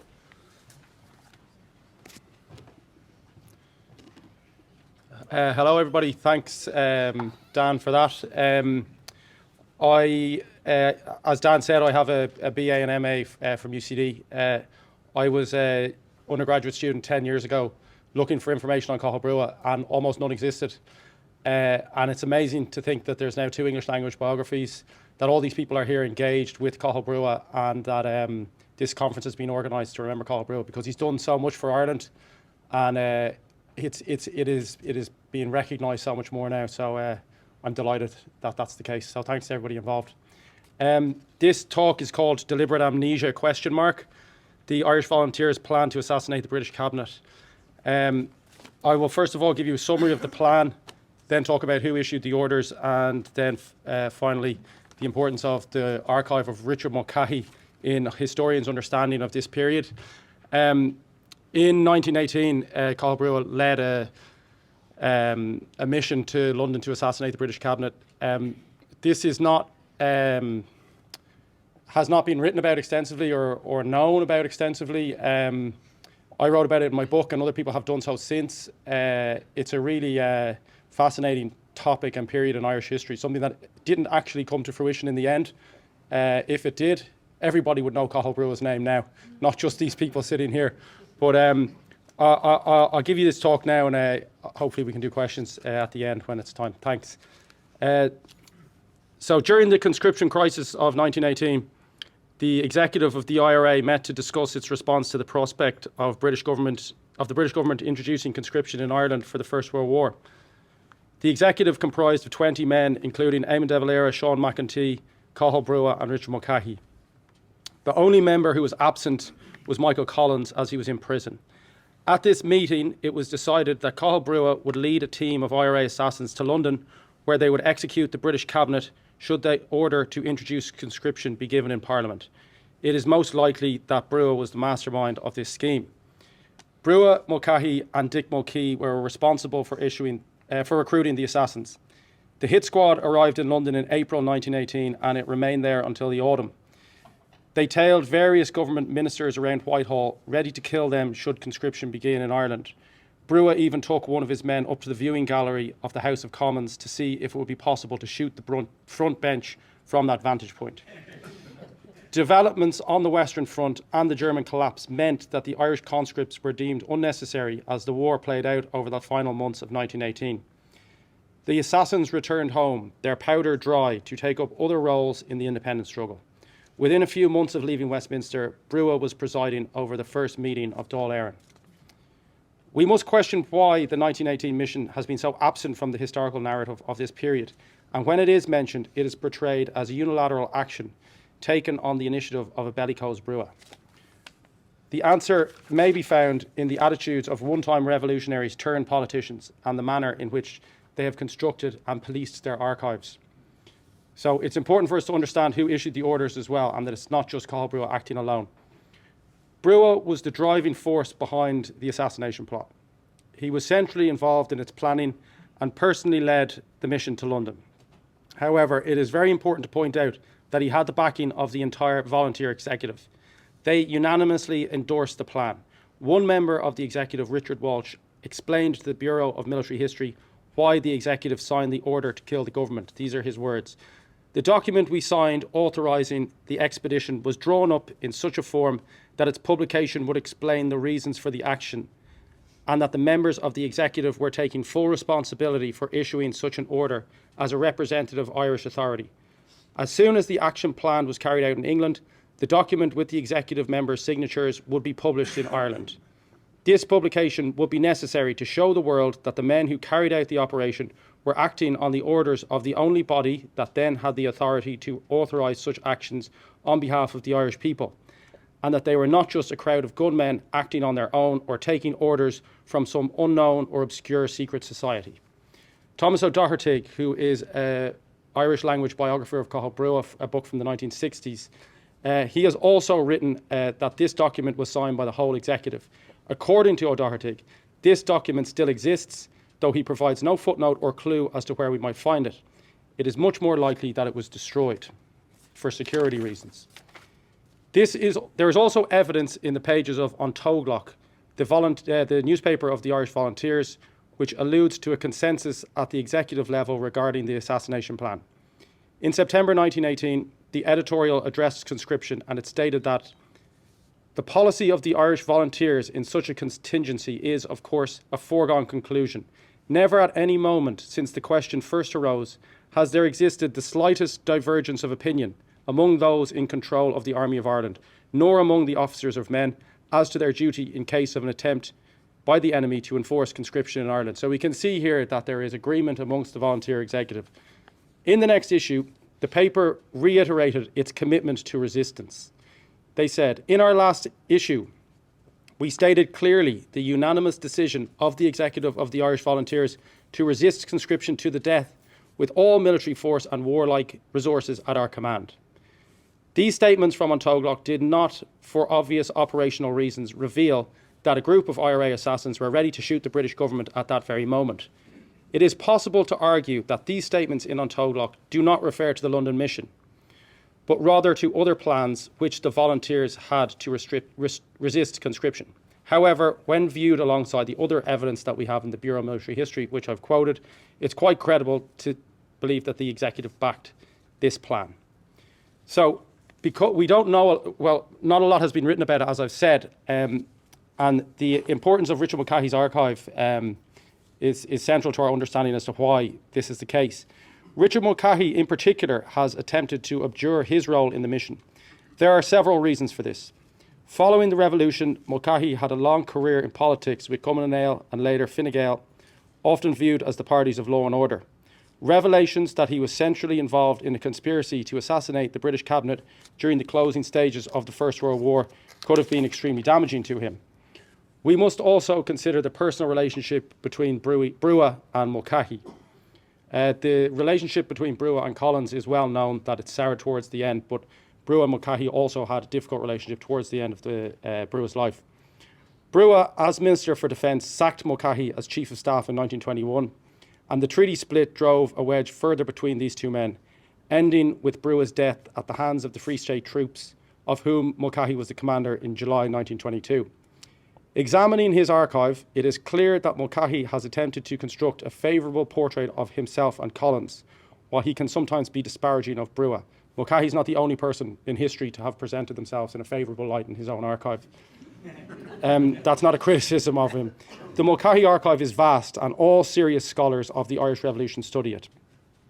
Brugha was a shadowy figure. This is why so little has been written about Brugha until the last few years, really, because he left very little evidence behind. He was very security conscious. There is no personal archive of Cathal Brugha, so writing about him has proven difficult. But it was because he was always seeking to remain in the shadows, in the background of the revolutionary movement. So Brugha was a shadowy figure who sought to remain unknown during the war. He was highly reluctant to commit anything to paper which may have been incriminating. It is inconceivable that he would have left evidence of his involvement in a plot to kill the British cabinet. No personal papers of Brugha survive. Thus, the historian is forced to look to his contemporaries to build a picture of the man, and the Mulcahy papers are very useful in this regard. In Mulcahy's extensive archive, Mulcahy often refers to Brugha's wild schemes, which he dreamed up autonomously and conducted independently of his colleagues in cabinet or his subordinates at GHQ. Mulcahy writes, Cathal Brugha did no systematic work in connection with the carrying on of the military organisation. The things that filled him at any time with active intent in which he himself was to be engaged, which stand out in any way, were his trips to London. These are the assassination plots. The one in 1918 centrally, but he revived the scheme later on twice during the War of Independence, without the support of his cabinet colleagues, it must be stated at that stage. Through his archive, Mulcahy has tried to influence historians' interpretations of the revolution. He promotes the idea that himself and Collins were the crucial actors in forcing the British to a settlement, and that they were at the heart of formulating military policy. In many respects, he is correct. However, he has also attempted to discredit Brugha. He depicts Brugha as aloof, absent, angry and fastidious, a man who only became active when planning suicide missions to the House of Commons. The way in which Mulcahy has framed the 1918 mission in his archive is another example of his deliberate attempt to influence our understanding of these events. Other evidence suggests that Mulcahy was intimately involved in the planning stages and signed the assassination order, despite his attempts to sanitise his involvement in the mission in his archive. Mulcahy has deliberately tried to minimise his own role, as well as the rest of GHQ and the volunteer executive in the plot. For example, in Mulcahy's detailed notes of Pierce Beasley's biography of Michael Collins, Mulcahy has annotated that, and these are Mulcahy's words, it must be emphatically stated that Cathal Brugha was the greatest advocate of extreme and drastic action against the British government. He even advocated certain measures which no other member of the executive or GHQ favoured, and in pursuance of his ideas, had intelligent officers sent over to London to report on the practicability of these measures. Elsewhere, Mulcahy writes, he put to me, he being Cathal Brugha, he put in me a certain amount of difficulty when I found out that he was going to go over to London and that he wanted people to go with him for the assassinations over there. But that did not prevent me from looking for the men for him and talking about the type of people that would be got. Mulcahy paints himself as a reluctant subordinate, one who was dragged, in his own words, dragged into this grand plan, orchestrated by a deranged and often absent Brugha. In 1920 and 21, Brugha was planning other assassination missions. Referring to these, Mulcahy writes that the latter plan was one neither myself or Collins approved of. This must beg the question, did they approve of the first one in 1918? The following is another attempt by Mulcahy to distance himself from the effort from the episode and to show that Brugha was acting alone without sanction from or reference to the volunteer executive. Don't forget, the executive have signed the order. A situation had arisen which caused him to develop ideas of his own. Cathal had apparently come to a very definite decision as to the part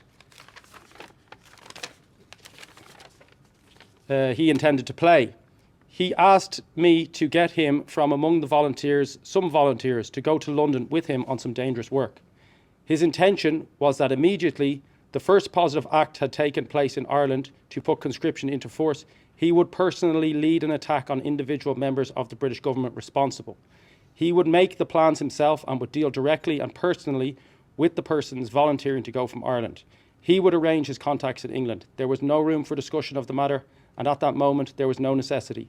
The volunteers were brought, and after Cathal had interviewed them, he was in London by the 30th of April to plan and await developments. Significantly, there is no mention of Mulcahy or McKee in the interview process, despite several Bureau of Military History contributors claiming that they were interviewed by both Mulcahy and McKee, who were directly involved.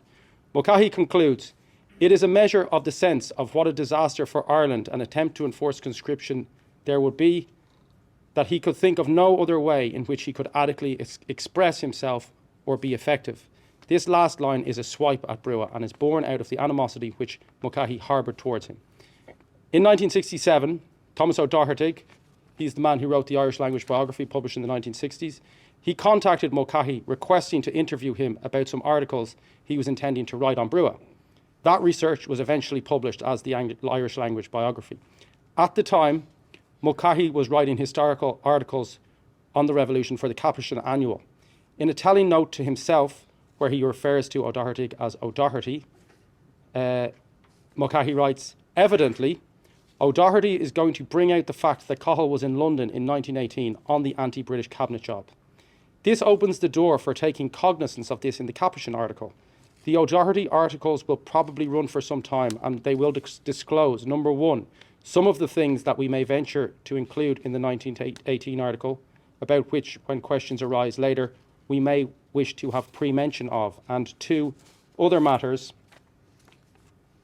that we will recognise as things that should wait and appear, if necessary, as surprise later."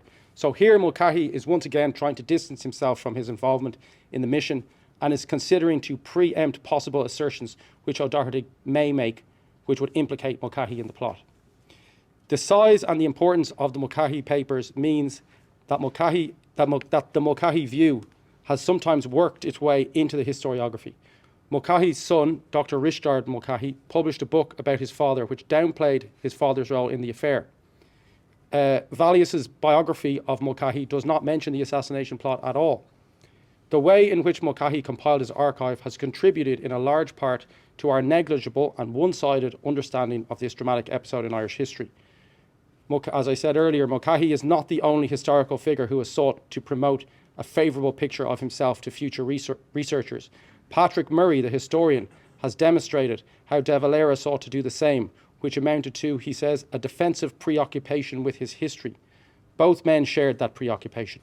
Mulcahy laboured for decades to provide a painstakingly detailed account of events in which he had been involved. His main conclusions were radically at variance with those of De Valera and his apologists, as well as with those of Collins's official biographer, Piers Beasley. The assassination mission was aborted when the threat of conscription passed, but Brugha would return to the scheme on at least 2 occasions during the War of Independence, though the support of his colleagues would diminish for such action. The scant attention which this episode has received in the historiography is symptomatic of Mulcahy's efforts to downplay the incident and to frame it as a scheme for which Brugha alone was responsible. No counter-narrative or analysis has been offered.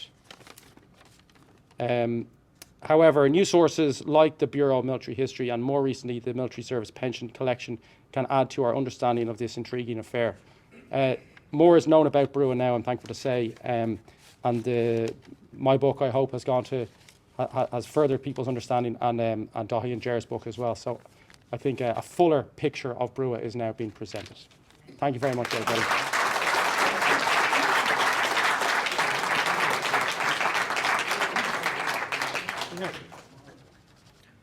Okay, our next presentation is Duty, Conspiracy and Enmity. Cathal Brugha as Minister for Defence 1919 to 1922. This will be presented by Dr Daithí Ó'Corrain and Dr Gerard Hanley. Dr Daithí Ó'Corrain, Associate Professor in the School of History and Geography at Dublin City University, has published widely on the Irish Revolution and on Irish Catholicism in the 20th century. He is co-editor with Marion Lyons of the acclaimed The Irish Revolution 1912 to 1923 series of county histories published by Four Courts Press. He is co-author with Ewan Halpin of the landmark The Dead of the Irish Revolution and with Gerard Hanley of Cathal Brugha, An Indomitable Spirit.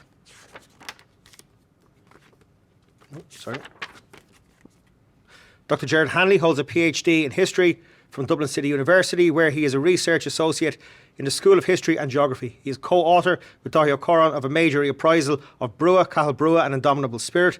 His latest book is Workers, Politics and Labour Relations in Independent Ireland, 1922 to 1946. I'd like to call to the podium, please, Dr Daithí Ó'Corrain and Dr Gerard Hanley.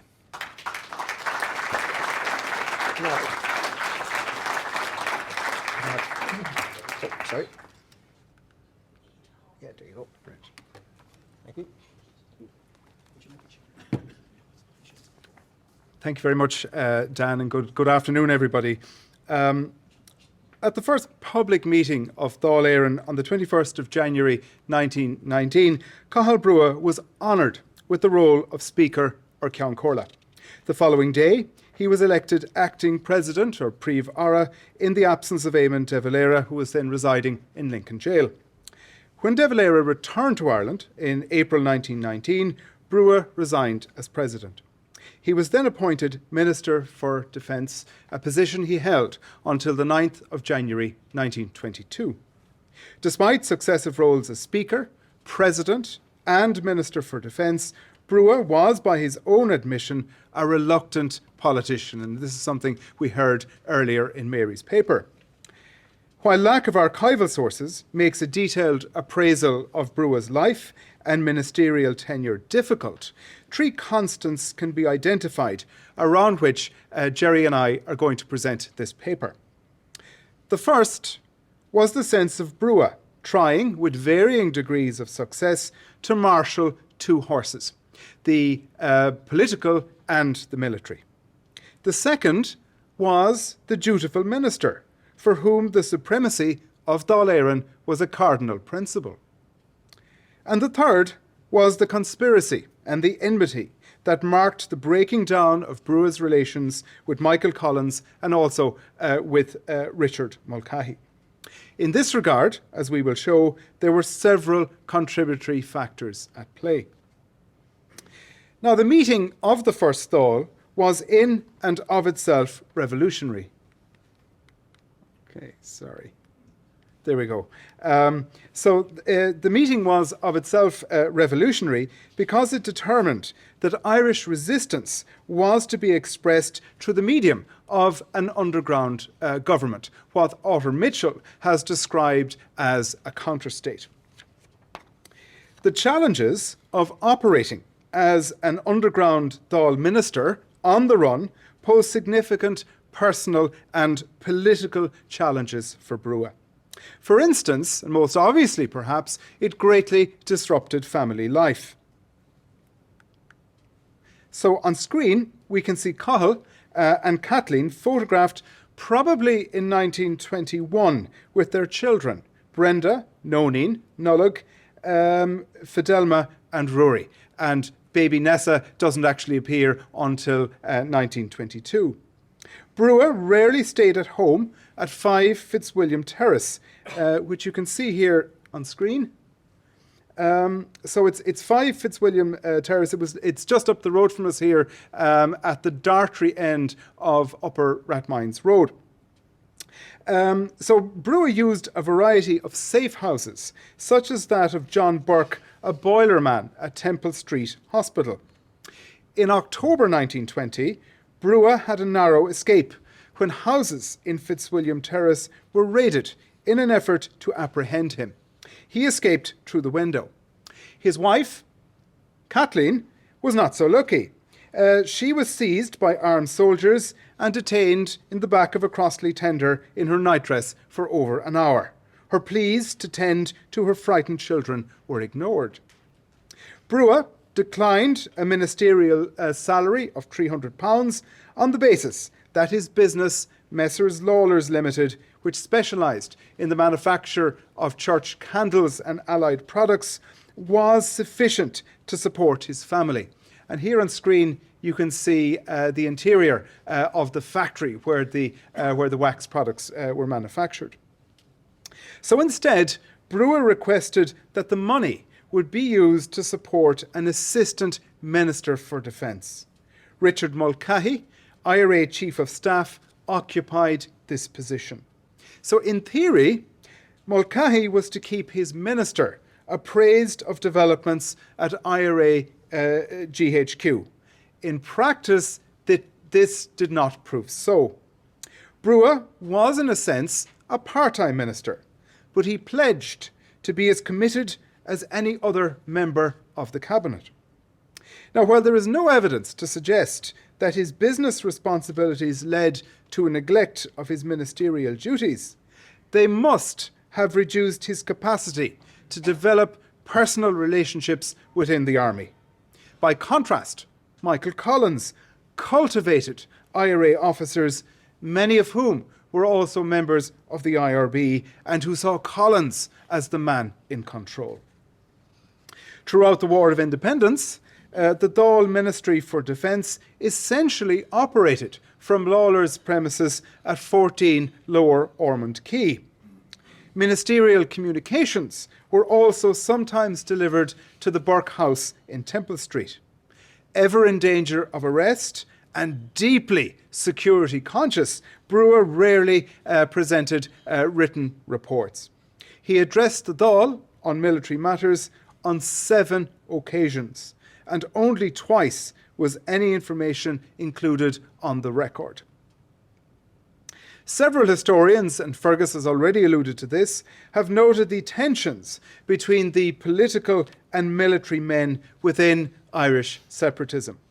For Brugha, as Minister for Defence, those tensions manifested themselves in terms of the authority of the Dáil and trying to put a brake on the conduct of the military campaign. Brugha attached paramount importance to the authority of the Dáil.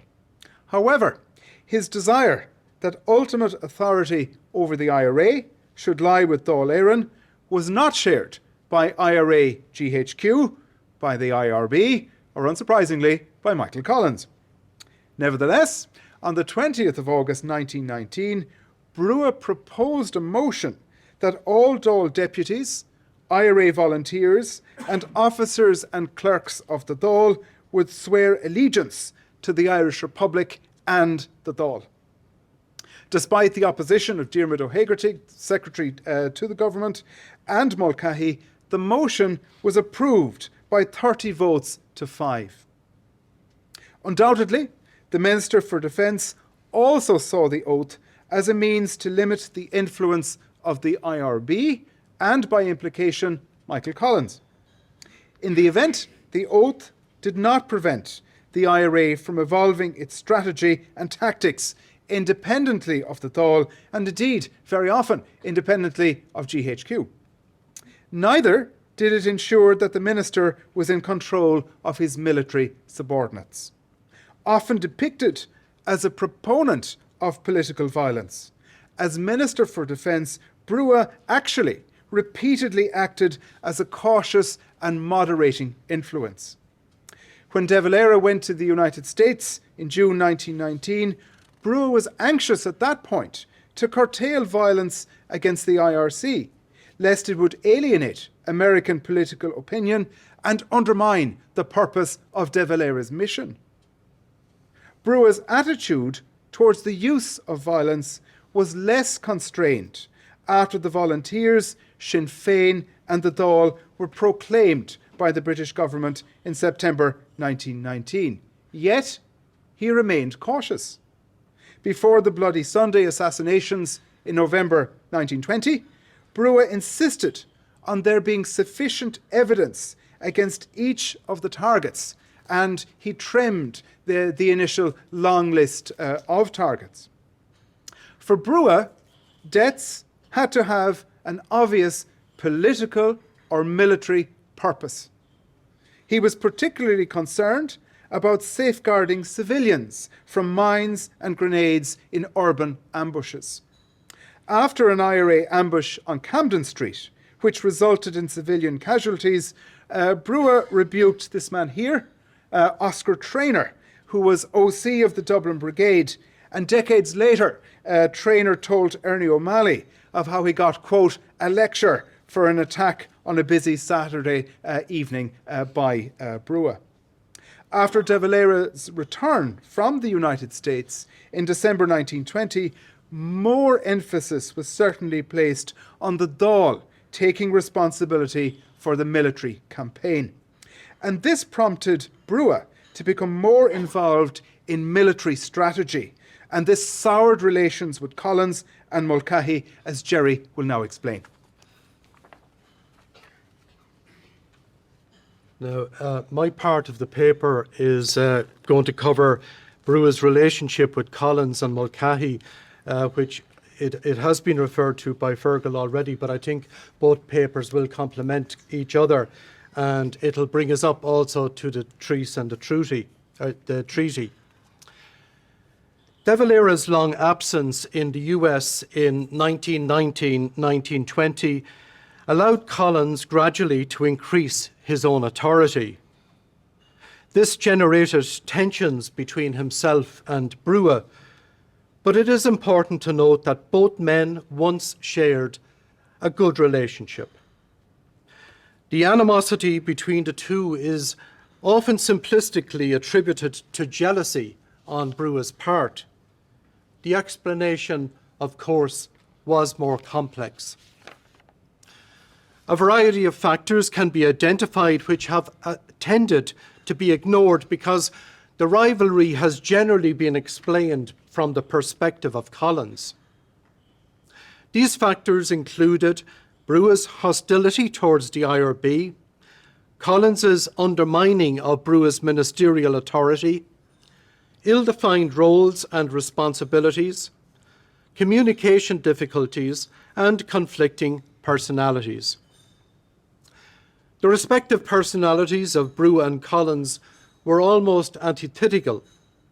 The brash and abrasive Collins had a fondness for whisky, cigarettes, and swearing, was anti-clerical, and displayed an interest in atheism. Such traits were far removed from Brugha's sense of propriety and deep religious faith.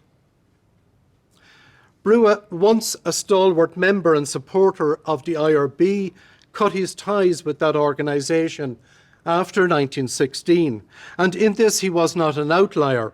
Thomas McCurtain, for example, also withdrew from the IRB.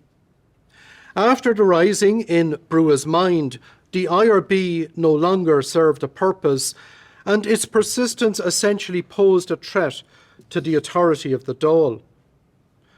From late 1920, Brugha was more involved in military strategy, particularly in terms of operations in Britain and gun running, an intrusion regarded as inappropriate by Mulcahy as Chief of Staff.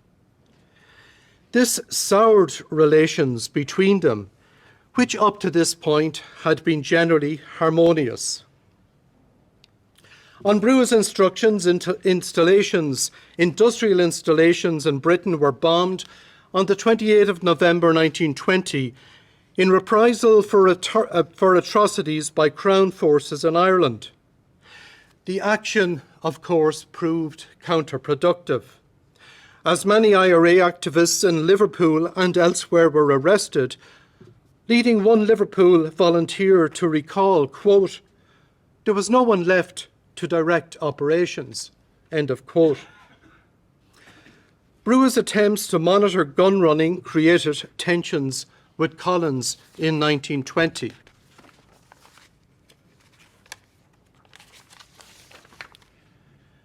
This simmering issue reared its head explosively in March 1921 when Brugha discovered that £2,700 assigned for the purchase of arms in Scotland for which Collins was responsible, was unaccounted for.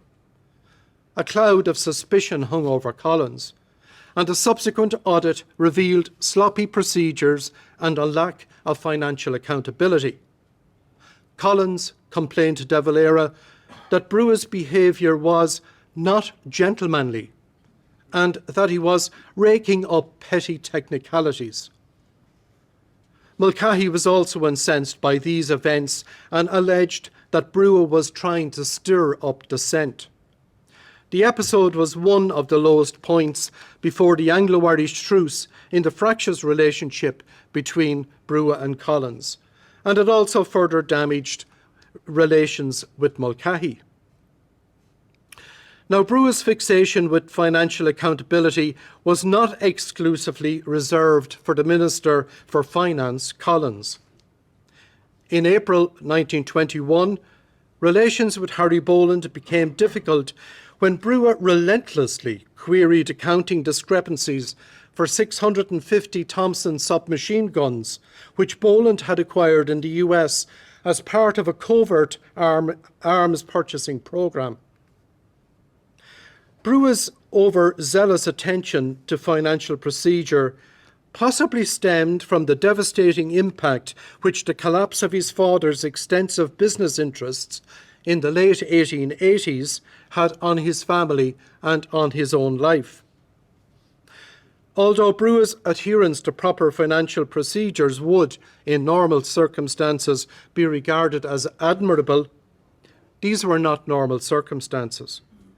Brugha certainly displayed a lack of trust in his political and military colleagues. It seems somewhat ludicrous that Brugha attached such importance to fastidious financial accountability, even in the murky and dangerous realm of illegal arms smuggling by an underground government in a foreign country. More importantly, this episode contributed to some of the bitter divisions emerging in the cabinet on the eve of the truce. It is also worth mentioning that periodically assassination plots were floated, already referred to by Fergus, and we've heard in particular about Brugha's mission to London in 1918 from Fergus O'Farrell. The following year, another mission was assessed by Liam Tobin and others. They advised Collins, Brugha and Mulcahy against it due to insufficient support from London volunteers. The plans were abandoned, even though Brugha wanted the operation to go ahead. By contrast, in 1920, Brugha did not favour a proposal by Collins to launch an assassination plot in the event of the death of Terence MacSwiney, who was then on hunger strike in Brixton Prison. In any event, the idea was abandoned. There were further vague proposals to assassinate members of the British cabinet in 1920 and 1921. Sean McOwen, the Longford IRA leader, recalled meeting Brugha in March 1921 and accepting an assignment to lead an assassination party to London in retaliation for the outrages perpetrated by members of the Black and Tans and Auxiliary Division. In any event, Brugha's instruction was countermanded by either Collins or Mulcahy or both, and significantly, this was accepted by the Minister for Defence. Within the cabinet, Brugha was closest to De Valera, who treated him with a respect verging on reverence. As Minister for Defence, Brugha commanded much respect at cabinet meetings, but it was apparent, not least on a personal level, that he was not universally liked. His uncompromising nature and dour personality may have been contributing factors. As the Anglo-Irish truce came into view, Brugha was increasingly apprehensive that some of his colleagues, including De Valera, appeared too willing to compromise on the goal of a republic. He also expressed reservations, quote, that if the fighting was stopped, it might not be easy to get things going again, end of quote, but he did not insist on this point. Terms for a truce were agreed on the 9th of July and came into effect on the 11th of July. Among other things, the truce allowed normal life to resume. For the Brugha family, it meant reunion in the Rathmines family home for the first time in several months. In addition to simple pleasures such as meals with his family and listening to his wife Caitlín play the piano, the family also enjoyed a short holiday on the North Wexford coast and trips to Howth. Following exploratory peace talks with Lloyd George in London, De Valera hosted a meeting of his inner cabinet. Brugha insisted that it was unacceptable to consider an offer that effectively dismissed any consideration of a republic. On the 14th of September, the Dáil selected members of a delegation to enter treaty negotiations with the British. Later, De Valera revealed to Joseph McGarrity, the leader of Clonagh Gael, that he would have liked Brugha to go to London as part of the delegation, but deemed him too argumentative. Quote, "Cathal is the honestest and finest soul in the world, but he is a bit slow at seeing fine differences and rather stubborn." End of quote. In any case, Brugha insisted he could not leave the army.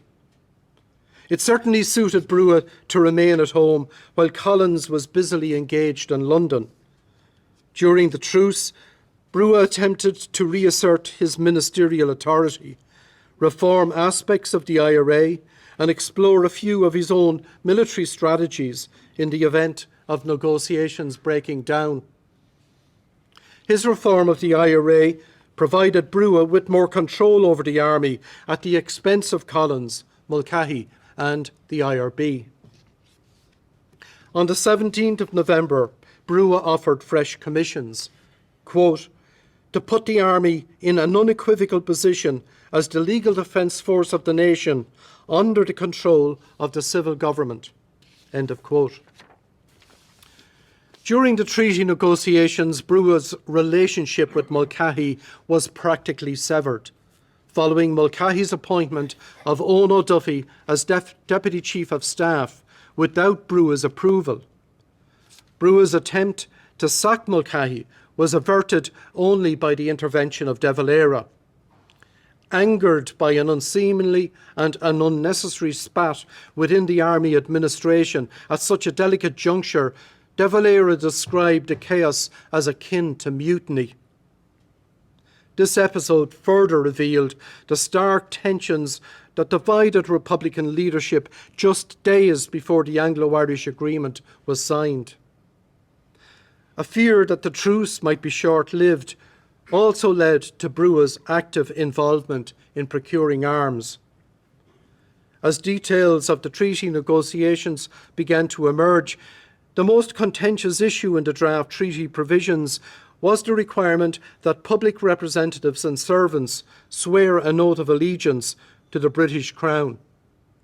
Brugha flatly refused to contemplate this and insisted, quote, "if the British wanted an oath from us, we might give it, provided they swore to us in return."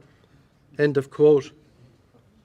Treaty terms between representatives of the Irish and British governments signed on the 6th of December were debated in the Dáil between the 14th of December and the 7th of January 1922. For Brugha, approval of the treaty meant the disestablishment of his cherished republic. It occasioned an extraordinarily vicious contribution to the treaty debates that cast him in an unforgiving light of his own making. Nevertheless, in the aftermath of the Dáil vote in favour of the treaty, Brugha undertook to ensure that discipline would be maintained in the army. Daithí will now conclude. So on the 9th of January, De Valera failed to be re-elected as president and was replaced by Arthur Griffith. With the appointment of a new cabinet, Brugha's tenure as Minister for Defence was also terminated, and he was succeeded by Richard Mulcahy. So let's return now to the idea of Brugha attempting to straddle the political and the military that we mentioned at the outset of this paper. During the War of Independence, Brugha was certainly more successful with the political than with the military. His business acumen, the need for discipline, accountability, and adherence to procedure were qualities which he brought to the role of Minister for Defence. Yet, the same qualities meant an inevitable collision course with Collins and also with Mulcahy.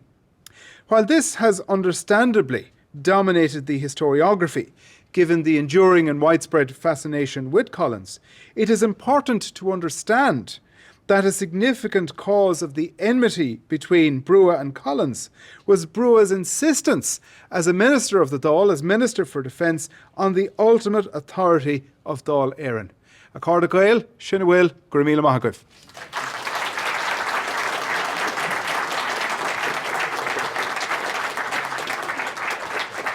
Thank you very much. Okay, so our final speaker for this session is Gerard Shannon, who is also one of the co-organisers of this conference. Gerard is a public historian of the Irish Revolutionary period. 2023 saw the release of his first book, Liam Lynch, To Declare a Republic, from Merriam Press, and he is currently developing a biography on IRA leader Rory O'Connor. He has an MA in History from the DCU School of History and Geography, and he resides in Skerries, County Dublin. You're very welcome, Gerry. Sit down. Down, yeah. Just pointing at that. Yeah. Thank you very much for the kind introduction, Dan. Can you hear me okay, yeah? Thanks again for the introduction. And just to say, it's a pleasure to be before you all here today with my own contribution to the conference. And I want to again convey my thanks to both the Military Archives and the Military Society of Ireland in helping myself and Liz co-organise this event marking the 150th anniversary of Brugha's birth. And we'll begin here, following the vote on the presidency of Dáil Éireann in January 1922. After De Valera led the withdrawal of the deputies out of the chamber in protest at Griffith's election, Brugha was pictured amongst this group of anti-treaty Sinn Féin TDs outside the Mansion House in several images that were taken that day, such as this one here, and there's also newsreel footage of this.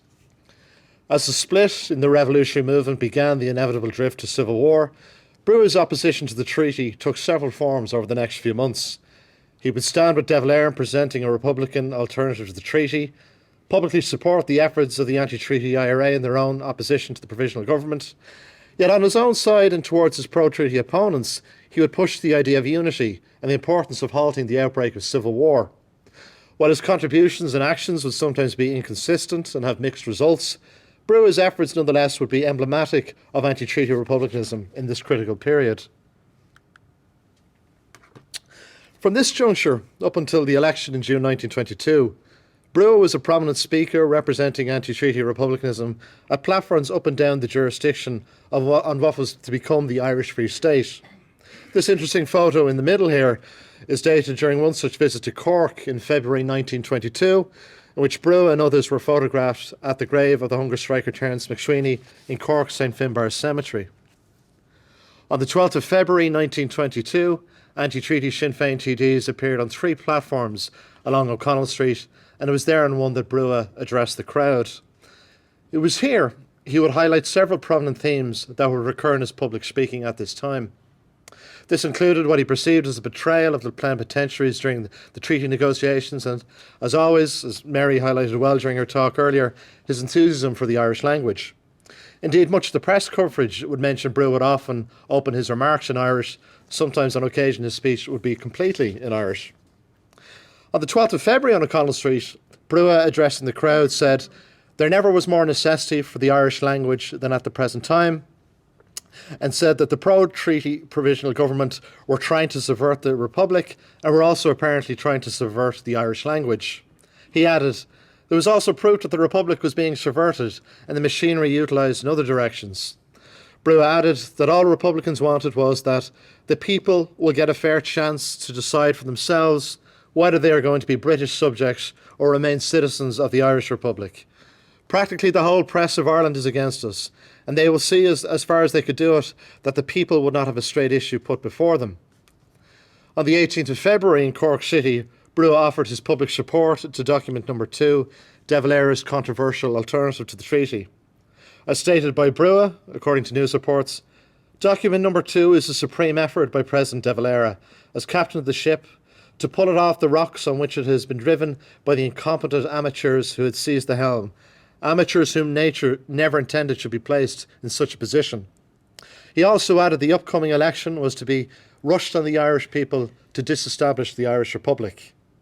Returning to an earlier theme, Brugha also publicly criticised the new Postmaster General of the Irish Free State, J.J. Walsh, referring to, quote, a notice posted up in the GPO Dublin that Irish might be used only in signing the attendance book. However, in that particular department, there is no attendance book at all. This is a policy of surrender, indicative of the policy of the surrender started last December. And this then actually earned a public rebuke from Walsh. In an interview with the Freeman's Journal, Walsh, after listing off several initiatives, including training staff in the use of the language, quote, insisted nothing is being left undone to ensure that the Irish Post Office of the future will be Irish in every sense. Needless to say, if Mr. Brugha and his anti-treaty friends had their way, nothing in this direction would have been possible. But beyond these public pronouncements, one of the more notable political initiatives that Brugha was involved with was the founding on the 17th of March of the new Commandant political party with De Valera as president. Brugha was one of 3 vice presidents of this party, along with Austin Stack and Mary MacSwiney.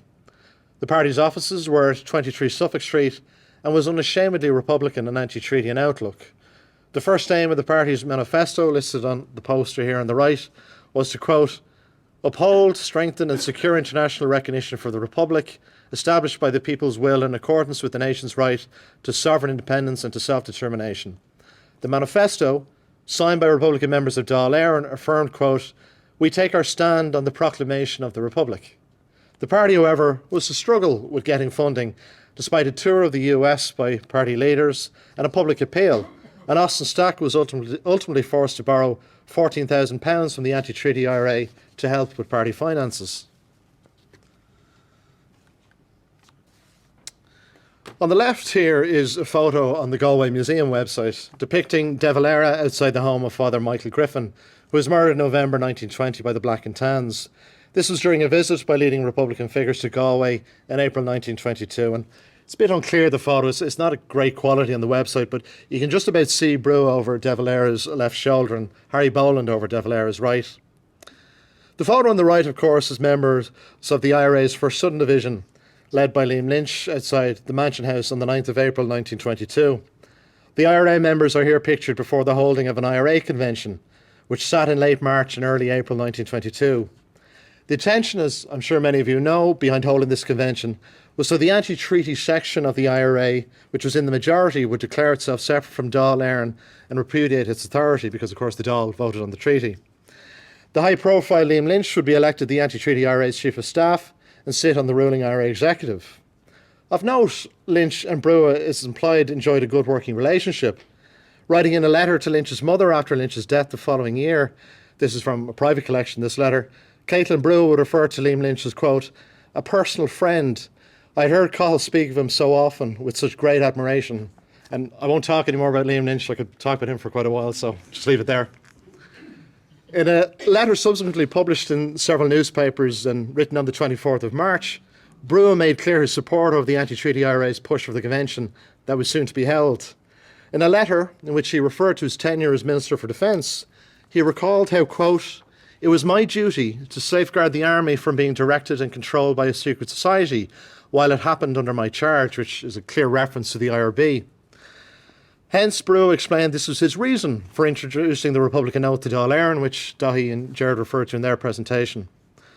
Brugha went on to say, before the volunteers could be persuaded to accept this oath to the Dáil, I had to promise that a convention would be called later to review the whole question. I do not believe that I could have succeeded in getting the oath accepted unless that promise, as the proposal met with considerable opposition by certain members of the pro-treaty party, who were then members of the volunteer executive. And this again is a reference to IRA leaders like Collins McCahey, who also were in the leadership of the IRB. At one such meeting during his ministerial tenure, Brugha claimed in the same letter, one member of the volunteer executive asked what would happen if the Dáil accepted Dominion status. And Brugha answered with, If An Dáil ever did such a thing, it would no longer be the government of the Republic, and that consequently, those who had sworn allegiance to it would be released from their oath.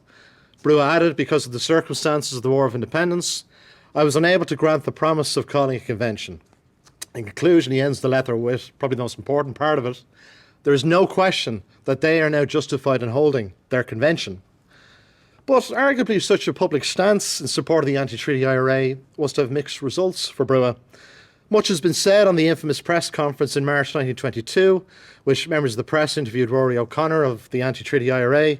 When asked should the Irish people expect a military dictatorship, O'Connor flippantly replied, "You can take it that way if you like." And what is often little mentioned about this infamous ill-judged exchange is that the press conference took place at the Suffolk Street offices of Cumana Publicta, surely not a great advertisement for De Valera and Brugha's new political party. Of note, following the seizure of the four courts on Good Friday 1922, O'Connor, as head of the garrison, insisted to the media that their action was no coup d'etat or revolution, O'Connor likely recognising the damage to the Republican cause by his earlier remarks.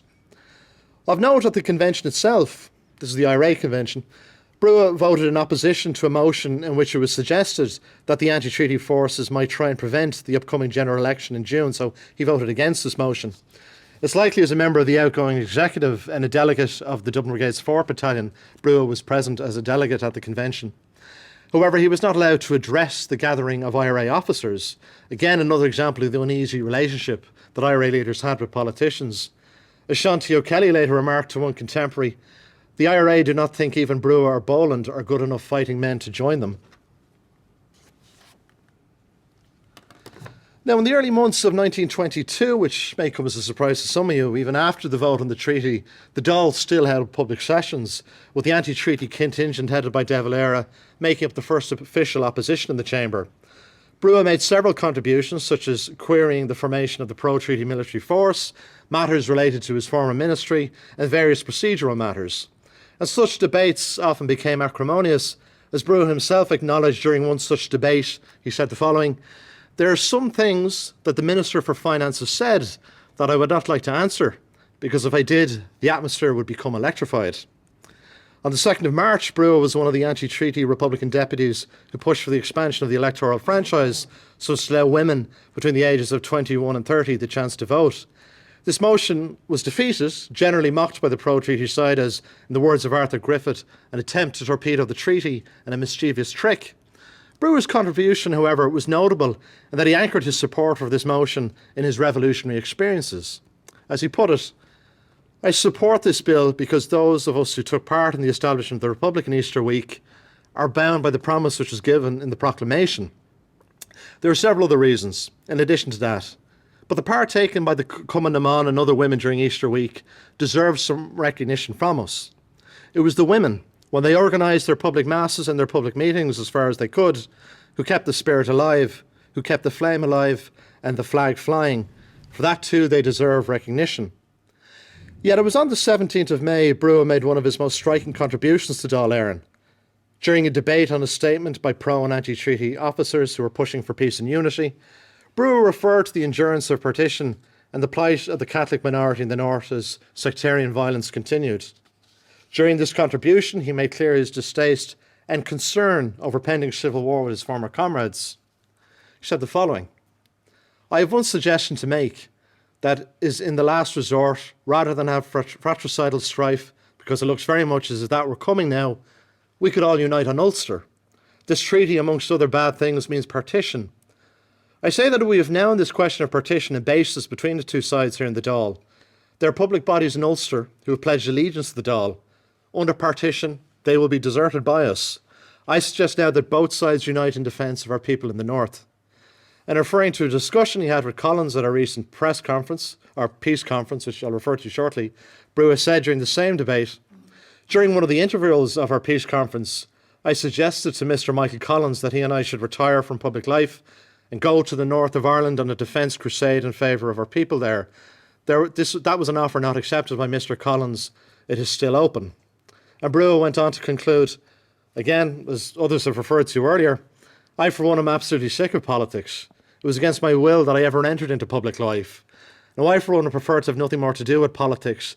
And as I know from what we see in the papers, the ruffianism going on in the north is very likely to continue. And he said in closing, "If there are no further efforts at peace, it is quite obvious that we will have fighting here in what is called the 26 counties. I, for one, would prefer to die by an English bullet or an orange bullet, rather than by a bullet fired by one of the men with whom we have been fighting together during the last 6 years on and off. I'm never going to fire a bullet at any of these men, and I hope I'm not going to die by a bullet from any of them. Let those who have no inclination for politics go and help our people in the north." Now, while there's no evidence he was involved in the planning of it, Brugha was perhaps to some degree aware of the doomed Northern Offensive in May 1922 along the Offaly-Fermanagh border, which failed as some sort of basis for unity among former comrades. Cathal Brugha was also to be central to peace initiatives and attempts at unity amongst the former comrades in these difficult few months. His own contributions to these were to be often mixed, often referred to as down to Brugha's obstinacy, but his own efforts were also indicative of the inability or lack of political imagination on both sides to breach the treaty divide. Yet the most noticeable of these was what led to the Pact election, which had its roots in the Sinn Féin Ardèche in February 1922, the photograph of Collins with Boland and De Valera from the period of this Ardèche. At the Ardèche, De Valera and Collins came to a compromise, with De Valera remaining the head of Sinn Féin, and the Ardèche adjourned for 3 months until a Republican constitution was decided and an election held thereafter. So in February 1922, Sinn Féin did not officially anyway take a position on the treaty. The compromise goes some way to explaining Brugha's comments at a speech in Waterford in March 1922, in which he referred to the Parnell split and, quote, "how the country became unified afterwards, and unfortunately it looks like we were on the verge of another split." While still criticising Griffith and Collins in the speech, Brugha went on to say, "Above everything, if we could not agree, let us not fall out with one another, have no rows, and tolerate everybody's honest opinion." Brugha was more central to a peace conference that took place in the Mansion House from the 19th to the 23rd of April, headed by the Archbishop Edward Byrne and involving representatives of the pro- and anti-treaty factions of Sinn Féin and members of the Labour Party. At one juncture, Brugha suggested Griffith and Collins were British agents, remarks he withdrew, and the Labour leader, William O'Brien, also later wrote of an exchange in which Collins said to Brugha, "I suppose we," referring to himself and Griffith, "are two of the ministers whose blood is to be waded through," to which Brugha replied, "Yes, you are too," showing little had truly eased in the personal animosity between both men. Their exchange, of course, is a reference to De Valera's controversial public speeches some weeks before. Much is often said of Brugha's conduct during this failed peace conference, but it's also worth noting that, as I mentioned previously, he did make a private appeal to Collins to join him in taking the fight to the north, as he revealed publicly during the previous Dáil debate, or the subsequent Dáil debate. While this peace conference ultimately failed, much more successful was the agreement between Collins and De Valera that led to the Pact election agreement in May 1922. Now, the Pact agreement is sometimes dismissed as putting an anti-democratic choice before the Irish electorate. It was nonetheless a genuine attempt, and probably the strongest one, at putting off civil war. Under this agreement, both pro- and anti-treaty Sinn Féin would put forward a joint panel of candidates and then, after the election, form a coalition government, thereby not making the treaty itself an issue. Cathal Brugha would support this agreement, being one of the deputies who were unanimously supported when it was voted on in the Dáil. Now, Brugha threw himself wholeheartedly into campaigning for the election, running for the constituency of Waterford and East Tipperary, making numerous subsequent election appearances on platforms. This extraordinary photo, of which we've seen previously, comes from his appearance in Kilkenny alongside De Valera. A united revolutionary movement was again at the forefront of Brugha's mind in these appearances. In one, he said, "They in Dáil Éireann recognised that without unity, they could achieve nothing. The generation that did what they had done in the past few years could achieve its final freedom, and it deserved it." Brugha, like other Republican speakers, seemed critical of the Labour Party taking part in the election. At one appearance in Dungarvan, Brugha said to the crowd, "There was the one way by which England could reconquer the country, and that was by having them disunited."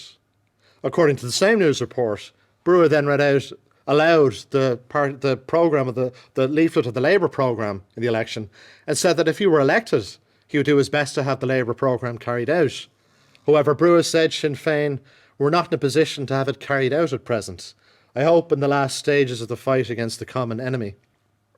He also curiously ended his speech with a mention he had not intended to stand at the election, as again he had seen so much of politics in the last 6 months that "I'm sick of politics." And the election, of course, as we know well, was an emphatic win for the pro-treaty Sinn Féin candidates, ensuring they and other pro-treaty parties took up a majority share, over 70% of the overall vote. For Brugha, he came third in the constituency with nearly 6,000 votes. And he seemed pleased with the election outcome, no doubt looking forward to the possible coalition government that would emerge.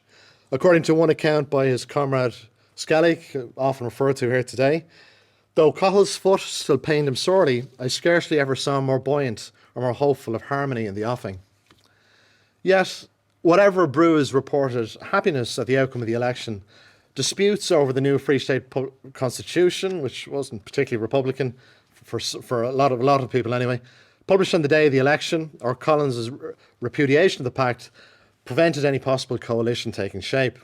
More seriously, convulsions and disputes within the anti-treaty IRA came to a head with yet another convention held in the Mansion House by the anti-treaty IRA on the 18th of June. Though the anti-treaty IRA's Chief of Staff, Liam Lynch, was challenged by the faction headed by Rory O'Connor over recent peace efforts. In the midst of the dispute between Lynch's faction and O'Connor's faction, Tom Barry introduced a motion declaring war on the remaining British forces in Ireland should they not withdraw. The motion was defeated, yet the contingent led by Rory O'Connor announced they were withdrawing back to the forecourts in protest. A young Sean McBride, who had been part of Rory O'Connor's faction, recalled Brugha's attempt to appeal to those at the Convention for Unity.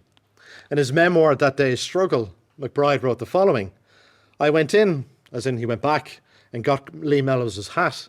Cathal Brugha was speaking.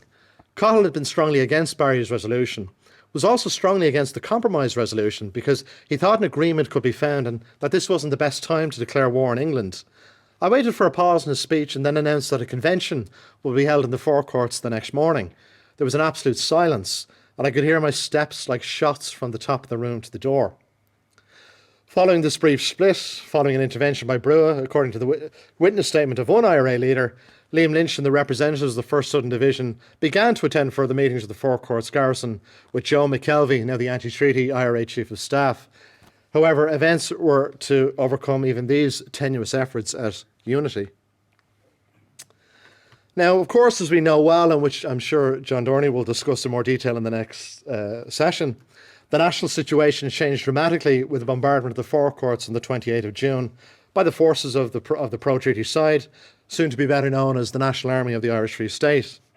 Ironically, the efforts of Brugha and others to unite the strained factions of the anti-treaty IRA had begun to bear fruit only the night before, where Lynch had agreed to resume the position of Chief of Staff following discussions with Mellows and others.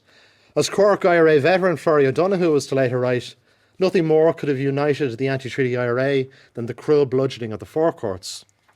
On the morning of the attack of the forecourts, Brugha resolved to devil Aaronstack in the Suffolk Street offices of Cudmore publicly that it's no use. These fellows have gone over to the British. We're going to fight back. Brugha in these crucial hours made a resolve as to his next steps.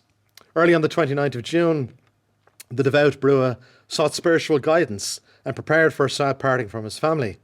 As his great friend Skellig later wrote, Brugha consulted a trusted priest, did the holy hour as was his wont in moments of anxiety, then took his decision with the instinct of a hero and was left once more by his valiant wife to the promptings of his own heart. Having taken his leave of himself and 6 young children, he said in Irish, I turned out in 1916, my heart throbbing with delight at the prospect of striking at an enemy we all knew. I go forth now, scarcely knowing where to go. Even if such an episode as the sad farewell to his wife and children can be interpreted as perhaps an exaggeration for later hagiography, it can be of no dispute the path Brugha now was to embark on as the Battle of Dublin began. What lay ahead, however tragic, however doomed, was to be nothing less than what his old comrade Eamon Cant had once called a fight to the finish. Once again, Cathal Brugha would throw himself wholeheartedly into the fight for the Irish Republic. Thank you very much.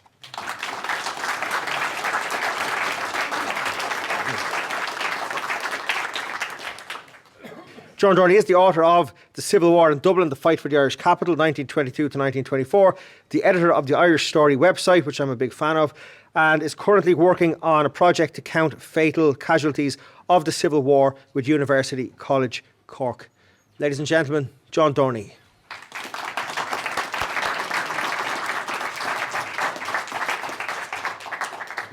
So thanks very much, Dan. And I think you'll all agree with me that it's been a very enjoyable conference so far. Now, unfortunately, of course, it falls to me the sad duty to talk about the last act of Cathal Brugha's life, which is his death at the start of the Civil War in Dublin. And before I plunge in to the details, I want to make two general points. First of all, about the fighting in Dublin at the start of the Civil War. So it's often compared with the fighting in 1916. We heard already from Liz about that. And one point I like to stress is it's really not the same. So in 1916, the volunteers have a plan. They're determined to fight it out to the end.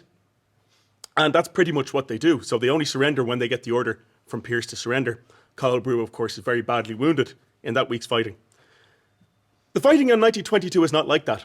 So it's sprung on everybody pretty much by the course of events. Both sides are reacting to events. Neither side really wanted civil war to break out. And especially the anti-treaty side, which of course Cathal Brugha is on, are very much reacting to events. They don't have a plan like the volunteers of 1916, nor do they have a kind of sacrificial intention, which perhaps the volunteers of 1916 had. That's my first point. My second major point is about Cathal Brugha himself. So we've heard a lot about Cathal Brugha so far, and how at times he could perhaps be a difficult personality. His position in this week's fighting shows many sides of his character. One of them is his physical bravery, spirit perhaps of self-sacrifice for others, altruism if you like, but also some contradictory attitudes, because Brugha's attitude to the treaty, first of all, is a little bit, let's say it's variable. So in the treaty debates, he's very fiercely anti-treaty, but on the other hand, he promotes, as Jerry mentioned, document number 2, which is a compromise by which the Irish state would have external association and so on. And for this reason, by some purist Republicans, he's not seen as one of their own at the time of the Civil War. In the fighting in the Civil War in Dublin, as we'll see, Brugha is actually an advocate of getting out of this impossible situation as far as the anti-treaty IRA is concerned. And yet, Brugha also fights quite literally to the last man and to his own death. Okay, so within those guidelines, I'm going to take you through the fighting in Dublin at the start of the Civil War, what people at the moment refer to as the Battle of Dublin. That's quite a recent name for it. And Cathal Brugha's role in it. My first slide here, Jerry has covered most of it, but I will fly through very quickly with the situation specifically to Dublin. So we see in the picture there, it's a famous picture of anti-treaty volunteers on Grafton Street. There's been various times given for this photo, but it's just before the Civil War in either May or June. And what this shows is there are actually 3 rival armies in Dublin by this time. So there is the British Army, who are there in great strength, mostly in the Phoenix Park, but also in Collinstown and what's now the airport. About 6,000 of them, including heavy weapons. There is the pro-treaty army, the National Army, based initially in Beggars Bush Barracks, although by the time the Civil War breaks out, they've taken over most of the city's military barracks, with the exception of Richmond and Phoenix Park. And also, I think, on the north side as well, on Keogh Barracks, or no, McKeow Barracks it's called now. McKee Barracks, excuse me. And there is the anti-treaty IRA. And the anti-treaty IRA, as Jerry told you earlier, occupied the forecourts in April of 1922, saying that it was not a coup or a revolution, but a protest against the treaty and a protest against what they called the Free State Army, of course they regarded as illegitimate, taking over the city's barracks. Now, one thing I just want to stress here is there is almost a civil war before the Civil War. So there's clashes in April, May 1922 between the two sides until a truce is arranged. So we heard earlier, Cathal Brugha is involved in arranging this truce. But the Civil War kicks out as a result of a confluence of events. Some of these are predictable, perhaps, like can a new state tolerate the presence of 2 rival armies? But some of them are very unpredictable. We heard a question in the last section about the assassination of Henry Wilson, Field Marshal Wilson. By which side or by who, apart from the people who did it, is still unclear. But in any case, after 2 IRA members killed Field Marshal Henry Wilson in London, the British issue an ultimatum to the provisional government saying, if you don't deal with these people in the forecourts, who they assume are responsible, we'll do it. Now, this is, from the British point of view, not entirely unreasonable, given that the forecourts garrison have voiced the willingness to redeclare war on the British at this point, but this is what the British are responding to. In any case, the provisional government, also after the arrest of one of their officers, J.J. Ginger O'Connell, is arrested by the forecourts garrison after they in turn had arrested Leo Henderson, an anti-treaty officer who was trying to enforce the Belfast boycott. But as a result of these confluence of events, suddenly, pretty much on June the 27th, 1922, Dublin's plunged into civil war. So, backing up what I said earlier, I think this is an unpredictable series of events. Neither side is prepared for it. So, pro-treaty troops, some of them had been on a route march in the Dublin mountains beforehand. They're called back, and suddenly they're told we have to attack the forecourts. On the anti-treaty side, first of all, there's division. The forecourts garrison is not the same as the Dublin Brigade, who occupy different parts of the city. There's also a split at the top of the IRA, which has just been healed. So, civil war breaks out, in any case, with the bombardment of the forecourts. Cathal Brugha, as we heard earlier, met with very senior political Republicans in the offices on Suffolk Street. And at this time, there's great dismay among the general population and what we call civil society today, which include the Labour Party, the Catholic Church and the Mayor of Dublin. And they all back a peace proposal to the provisional government to call off the attack on the forecourts and reopen negotiations. Now, this is rejected by the provisional government under Griffith and Collins. But Cathal Brugha, as we previously heard, also said that by this point, it's the point of no return. It's no use, we have to fight back. So, what does the IRA in general in Dublin do? So you have the executive branch and about 150 men and women in the forecourts. But in general, the Dublin Brigade is majority anti-treaty, despite the fact that the GHQ and the people at the top are pro-treaty. This is the head of it, Oscar Traynor. They already held several positions around the city. So they had offices in Parnell Square. They had also taken over Fowler Hall, which was the headquarters of the Orange Order in Dublin, a protest at what they termed the Belfast pogrom, and they had housed northern refugees in it. So they held some places around the city already, but they occupied further posts once the fighting broke out. And these are actually quite extensive, more than people perhaps realise. So first of all, they occupied the top of O'Connell Street and a block of hotels, reaching to the back of Marlborough Street, what they termed the block. But also York Street on the south side, they controlled most of the Stephen's Green area. And there's also outposts in places as far afield as Clondalkin, Dolphin's Barn and Dunleary. So, in summing up the fighting later, Sean McMahon, who's the Army Quartermaster General, says that what they call the irregular, this is of course the pro-treaty language, their positions were very extensive in Dublin and required a lot of troops, which we really didn't have. But what was the intention on the anti-treaty side? Well, Oscar Traynor is clear in the communications he sends back and forward to the forecourts, which are taken by Commandant members on bicycles, that the idea is a diversion. The idea is to try to facilitate a breakout of the forecourts garrison to help them get away. So again, this is not 1916 repeated. What they're trying to do is some sort of diversion action, allow the forecourts to get away, perhaps regroup at Blessington where they think some reinforcements are coming from Tipperary. Brugha, again, he's behind this, but he says he's reluctant. So this is the last message, of course, to his family, as we heard Jerry earlier. In 1916, my heart was throbbing with delight. I go forth now, scarcely knowing where I go to. So, the position of senior Republicans, we have a picture here of Eamon de Valera, of course, and Cathal Brugha.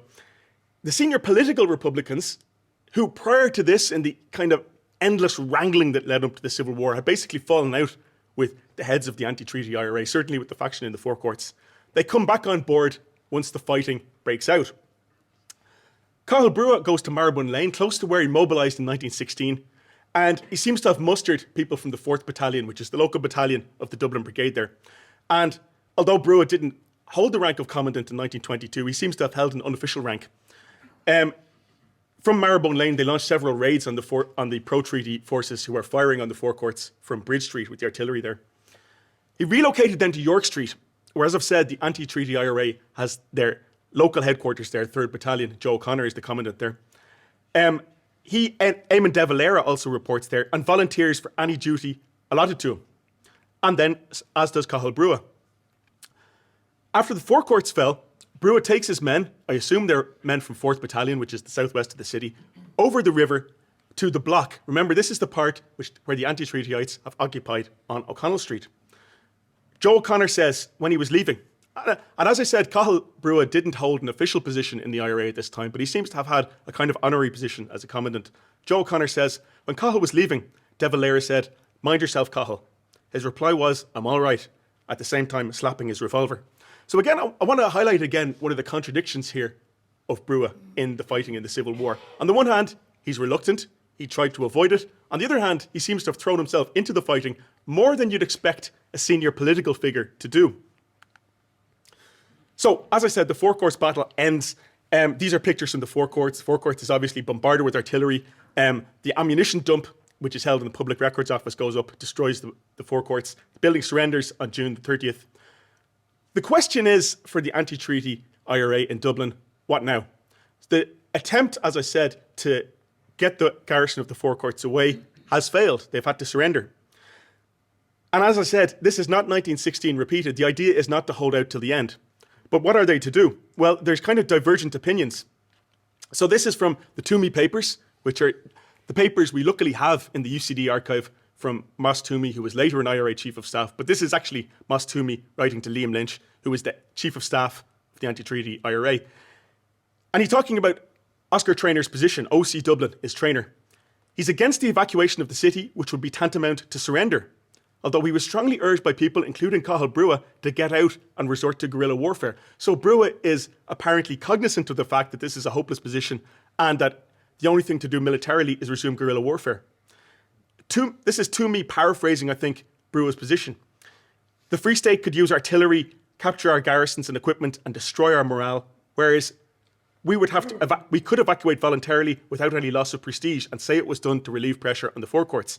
But the OC, which again is Trainor, does not consider it wise to resort to ambushes in the street, as it would alienate public sympathy, which is much improved in our favour, and antagonise the rank-and-file Free State, who he believes are very half-hearted. So contradictory opinions within the IRA there, but basically they all agree you have to get away from here somehow. Trainor seems to think you shouldn't use guerrilla warfare in the city because it would undermine your public position. But he also says we need to evacuate in some way which preserves honour. And perhaps this is why Brugha heads to the block, the anti-treaty concentration at the top of O'Connell Street, to supervise the last stand. Now, zooming out a little bit from the pro-treaty perspective, so the picture is pro-treaty troops, just as one of the two massive explosions in the Four Courts went off. So that's why they're kind of, their eyes are closed and some of them have their fingers in the ears and so on. They're very short on troops. So there is a maximum in the entire Free State, or 26 counties, whichever terminology you prefer at that time. It's the Free State's not formally established. In that entire territory, there are at maximum 8,000 members of the pro-treaty army. In Dublin, there are at absolute maximum about 4,000. And they have to be, as I said, they have to be spread quite thinly because the anti-treatyites have actually occupied quite a significant amount of the city and county, not only the Four Courts on O'Connell Street. Sean McMahon talks about the fact that there are no reserves, that troops are falling asleep, that everyone has to be mobilised from the barracks, including the cooks, to man posts around the city. So for this reason, there's a 2-day pretty much pause in fighting between the surrender of the Four Courts and when the pro-treaty side are again able to mount an assault on the last anti-treaty position and the block at the top of O'Connell Street. But eventually, they tighten a cordon on the block and they bring up artillery and armoured cars. Now, all of these, of course, come from the British Army, from the garrison and in the Phoenix Park. It's one of the controversial aspects of the fighting in the Civil War. But in any case, the assault, this time on the block, recommences on July the 2nd, 1922. So, Brugha's part in the fighting is really the end game, the last stand, if you like, of the block. And by this time, one of the things to appreciate is, by my calculation, about 1,000 anti-treaty fighters take part in the fighting on O'Connell Street. But almost all of them had slipped away by this point. Some of them had just gone home. Some of them had been arrested. Some of them had gone to Blessington. Paddy O'Connor, who was a Free State officer, a provisional government pro-treaty officer, says the irregulars from the 1st Battalion who had been fighting in Dominic Street dumped their arms and were able to pass as civilians and get away. Oscar Trainor agreed with Cathal Brugha to disperse with most of the men, leaving Brugha and only 17 men and 3 women behind. De Valera and Austin Stack, so 2 senior ministers, or former ministers, in the Second Dáil, who would go on to be the leader of the shadow Republican government, if you like, in the Civil War. They walked through the National Army checkpoints and were smuggled away towards the south. And the last assault on the Hammond Hotel, so there's a series of hotels, but the headquarters post is in the Hammond Hotel, resumes on July the 4th. Brugha in the block behaves with the same physical bravery he'd shown in 1916, and he even had the same weapon. So this is a Mauser pistol with the stock attached, so it can be used as a kind of automatic carbine. Robert Barton, of course, treaty negotiator, who's there, says Brugha wandered all over the place, mostly on the roofs between the Hammam and the Gresham hotels with the Mauser automatic.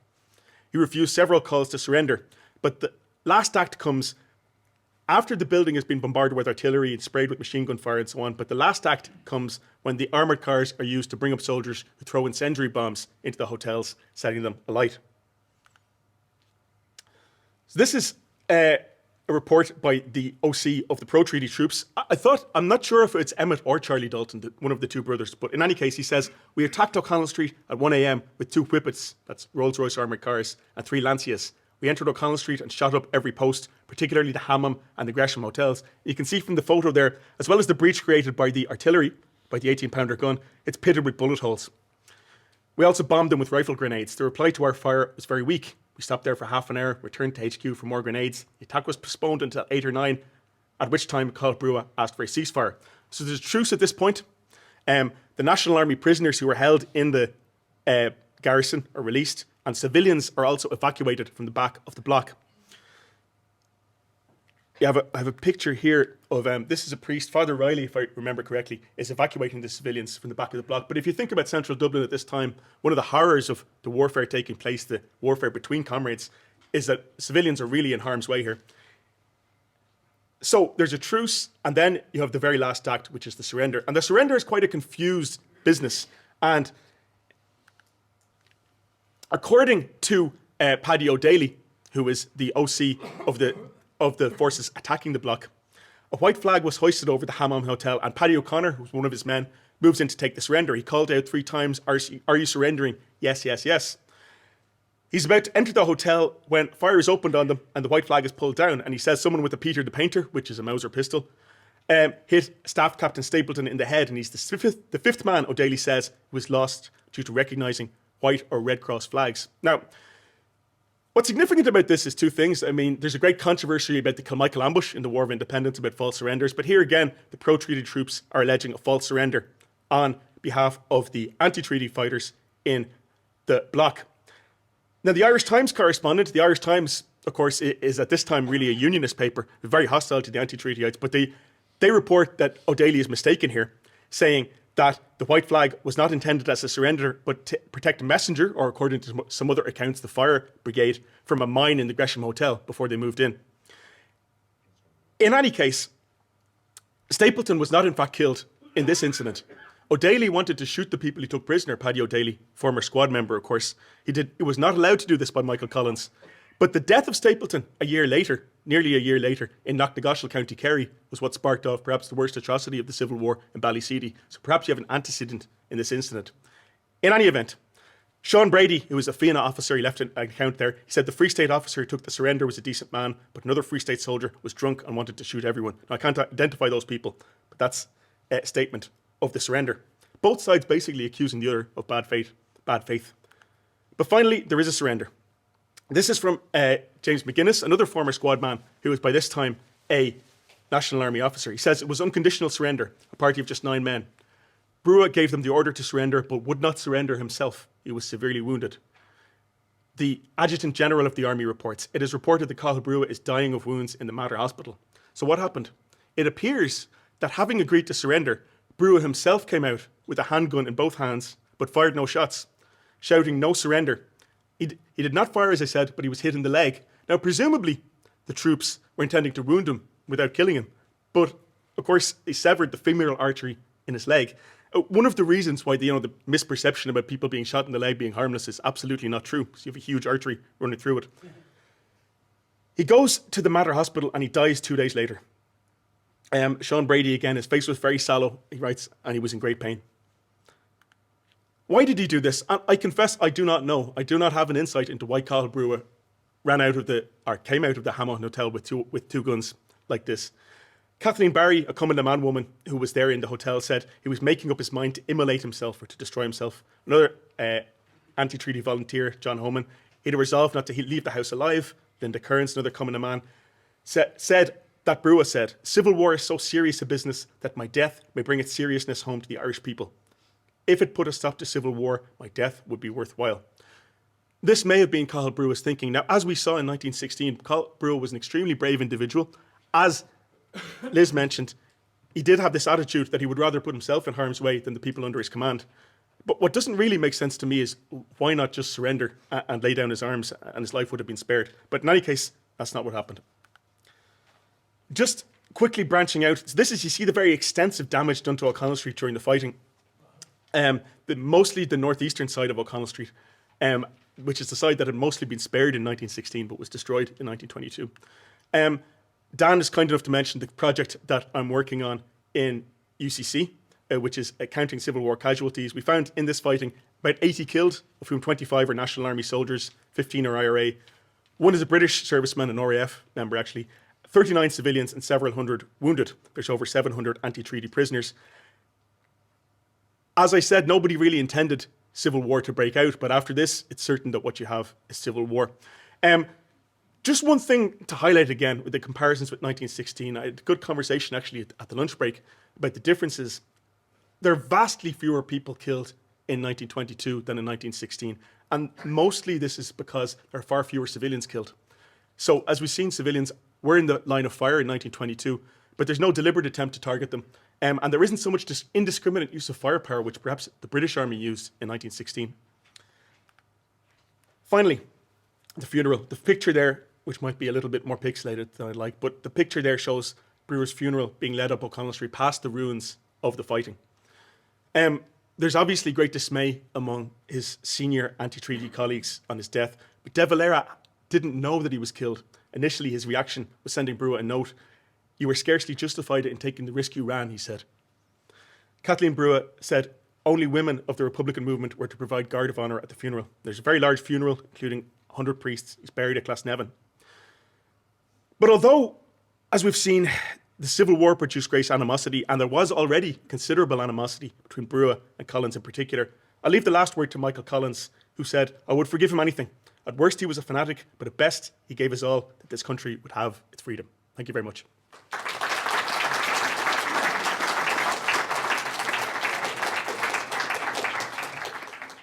This is our final paper for the afternoon, because in this session we just have two papers, and that's going to be followed after the Q&A then by our closing address from Dr. Cathal MacSwiney Brugha.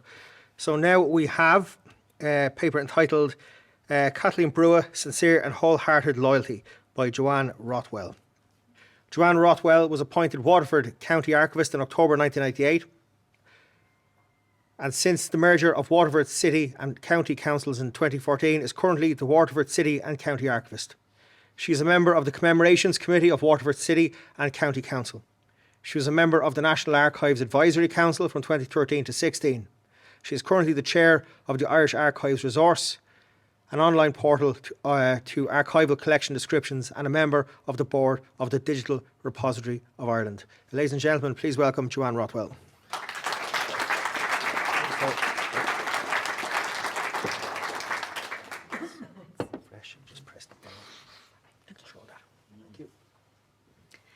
Good afternoon, everybody, and thank you to the organising committee for the invitation to join you here this afternoon. It's been a really wonderful programme of talks, I'm sure you'll agree. So I'm afraid I'm an archivist among a whole sea of historians, so apologies from coming at it from a different angle. So today I'm going to be talking to you about Caitlín Brugha, and in particular in relation to her sincere and wholehearted loyalty. And what I'd like to talk about in particular is that her view of loyalty was a very active, muscular loyalty, and it was sometimes in tension with the state's preference that her loyalty would be more quiet, more docile, and a little bit more Victorian female in its view. So you can see here we have an image from the Evening Herald from the Irish Newspaper Archive when she died, and much was made about the fact that she was a widow with 6 children, and they didn't even mention the fact that she was at that time the TD for Waterford. And then the other photograph there is actually coming from Waterford County Museum from their collection, and this is her when she was campaigning for election in 1923. So Caitlín Brugha herself was born in 1879 to William Kingston and Catherine, and her father was a shopkeeper, and her brother was the county secretary in Offaly County Council. On the death of her father in 1904, she helped her mother run the shop until they sold that business and they moved to Dublin in 1910, both herself, her mother and her sister. And like many families in Ireland at the time, they had a brother in Holy Orders and they also had a sister in the Sacred Heart Convent in Roscrea. So very much part of the wider kind of cultural norm in Ireland of that time.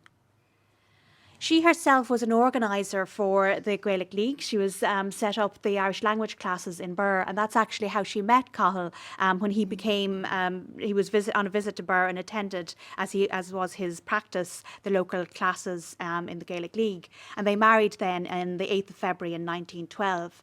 So we had Tianga Anna Hawktuck in a sale, and that's not just in terms of the fact that she met her husband through her love of the Irish language. It's also the connection that they made with Waterford and West Waterford in particular. So Cathal Brugha, as was mentioned by our earlier speaker, Dr MacDiarmada, had a strong connection with Coláiste na Rinne and with the Gaeilge na Mún, Gaeilge na Naoise, with the Irish language in the Daoise community. And the family spent a lot of time both in Onrine, in Dungarvan, and also holidayed in Ardmore. So they both had strong links to Waterford, and it is on the basis of those links and, of course, on the Irish language that Cathal Brugha was in fact the TD, chosen as the TD for Waterford. And you can see this love for the Irish language these are the census returns. The first one is in 1901 from Main Street in Birr, County Offaly. And at this stage, her father was still alive, so it's all in English and he's signing it in English. But by 1911, the family have moved from Dublin. And although the signature is given by her mother in English, you can see that the form itself was filled out in Irish. And I would suggest that possibly was filled out by Caitlín, and as she was the one who was the organizer of the Irish language classes. And throughout their life, their whole life, they were very careful in all of their attempts or interactions with bureaucracy to support and show their support for the Irish language. Even though, again, as you can see from the various registration for the births of their children, this was not always an easy task. And sometimes you can see there's lots of crossing out and refilling as the registrars struggled with the whole idea that somebody might insist on dealing with everything as Gaeilge. Of course, things have completely changed now. So between 1916 and 1921, it was the 5th of May in 1916 before she got access to her husband in the hospital. And as was mentioned by our previous speakers, he was severely injured, and she didn't know in what condition he was in, except that he had been severely injured. So it was a few days before she even got to see him. But one of the first things he did was make clear that she needed to go home and hide the plans that he had at home on 1916. So she's very active and actively involved in what he was doing at the time. And she also was very active in terms of the house being used in Rathmines for visitors and for various people involved in the Republican movement at that time, staying there, meetings being held there, all of those things. So she was very much aware of and informed about all of the events that were underway. One of the things to note was that, so as I mentioned, in 1918, Cathal Brugha was chosen to conduct the election on behalf of Sinn Féin for West Waterford. Largely as a result of the fact that he had the Irish language, although Pat does tell me that this was against the wishes of Harry Boland, who happened to be very friendly with a local lady called Frahar and was hoping to get the nod for Waterford, but he didn't succeed in that. So Cathal, who had his connections with Coláiste na Rinne and had his connections with the Irish language speakers, was the one who was chosen to represent Waterford. But he made very limited appearances in that election campaign, and much of it was left to the locals like Nicky Whittle, who's his election agent, to actually carry out the campaign. And the reason for that was because in mid-November, Caitlín had contracted influenza. One of the things that sort of people don't often bear in mind is that Ireland at the time had come through the First World War, followed by a pandemic, followed by a war of independence, and then followed by a civil war. So, I mean, that's an awful lot for any community to be contending with, as we've recently experienced just with one pandemic. It's really hard work for the community to survive these kind of things. So in 1918, Caitlín actually had influenza and was being treated by Dr. Kathleen Lynn at Charlemont Street in Dublin. Cathal himself was arrested just shortly after his election because he refused to give his name in English when he was boarding a train. So, as was mentioned by our earlier speakers, the house in Rathmines was raided, and on one particular occasion, Caitlín was kept outside in her nightdress in a lorry for over an hour. As a result of that, the family were actually sent to Onóra to get away from the house for safety's sake for a period of time. So, as was mentioned by our previous speaker, Cathal Brugha was very quick to ensure that the Guard of Honour at the funeral of Cathal Brugha was actually managed by her compatriots, by Commandant. And there's a British Pathé film just showing that and showing the work that the Commandant women did in providing that Guard of Honour. There was no representatives of the Free State accepted at the funeral at the will of Caitlín Brugha. So you can see that she was very much in control, and as was mentioned by Mary MacDiarmada, she remained in control of the way in which that she, as the person who knew Cathal best, wanted him to be commemorated and wanted his viewpoint to be represented at all times. So very shortly after his death, she had to respond to the public mourning that exists. So she not only lost her husband, all of her children lost their father, but she was also in a position where she wasn't allowed to mourn. As was mentioned, the funeral itself was huge, but also she would have had lots of votes of sympathy. This is the vote of sympathy from Waterford County Council that would have been sent to her. And there we have the response that she sent out on the 15th of August 1922. So bear in mind that's a month after her husband had died. She would have been writing a number of these letters to various public bodies in response to their votes of condolence at the death of her husband. So it was a very public mourning. And then, a month later, she's travelling to Glasgow with two of the children on a fundraising tour. So she doesn't get an opportunity to mourn the loss of her husband. She's straight into having to campaign. In November of that year, she's at a protest at the treatment of political prisoners in Waterford City. She's there with Mrs. Brugha, herself is there, the Dr. Lynn is there, and the local members of Commandant were barred by national troops from entering the Theatre Royal in Waterford. So they then went with a crowd to the People's Park in Waterford, and she gave a short address, and the National Army then followed on and dispersed the crowd again. So then they went to Cathedral to say a rosary, Oscuelga, of course, for the men who had been executed the previous Friday. And she was hoisted shoulder high by members of Commandant. These are her people. These are the people that she's had connections with throughout her period in time.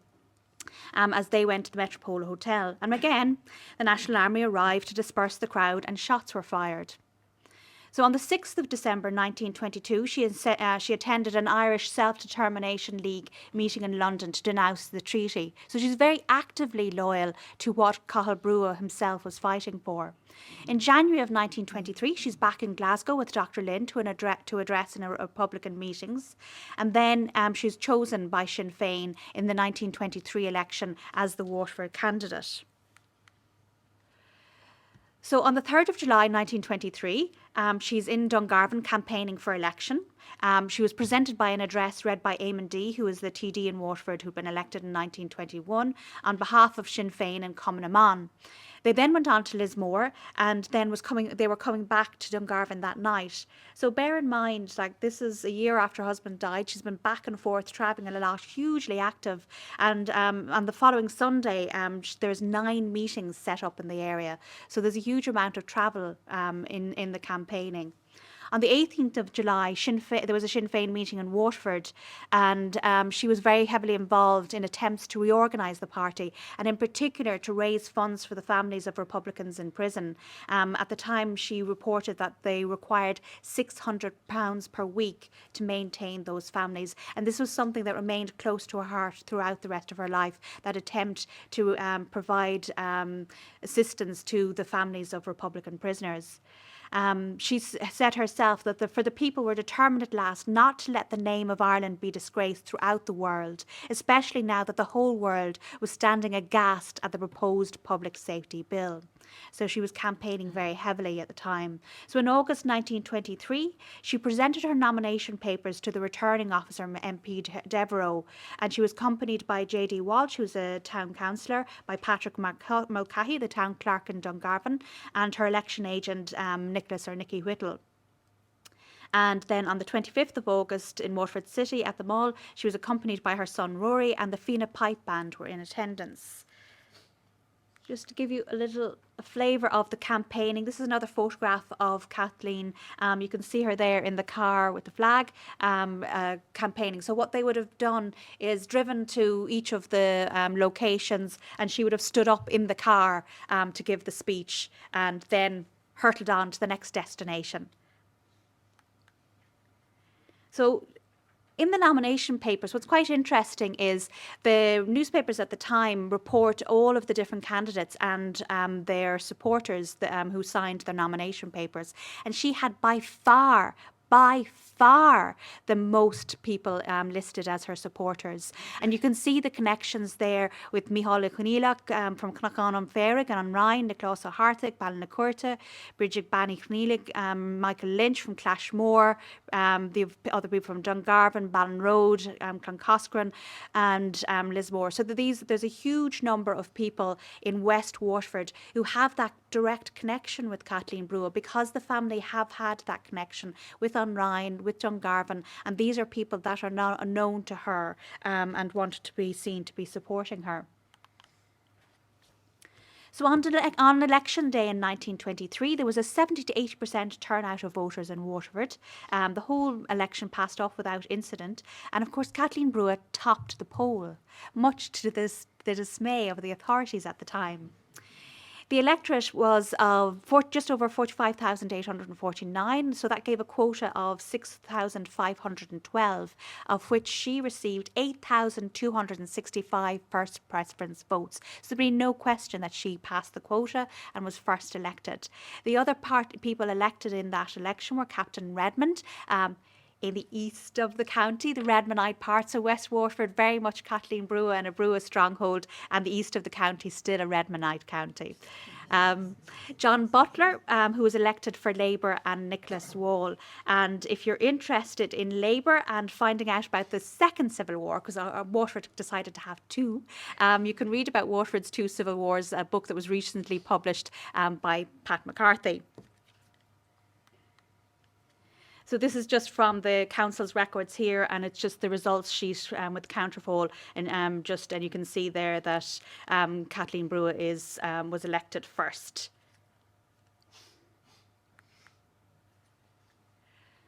As I mentioned, throughout her life, she was very much a supporter of the Republican prisoners.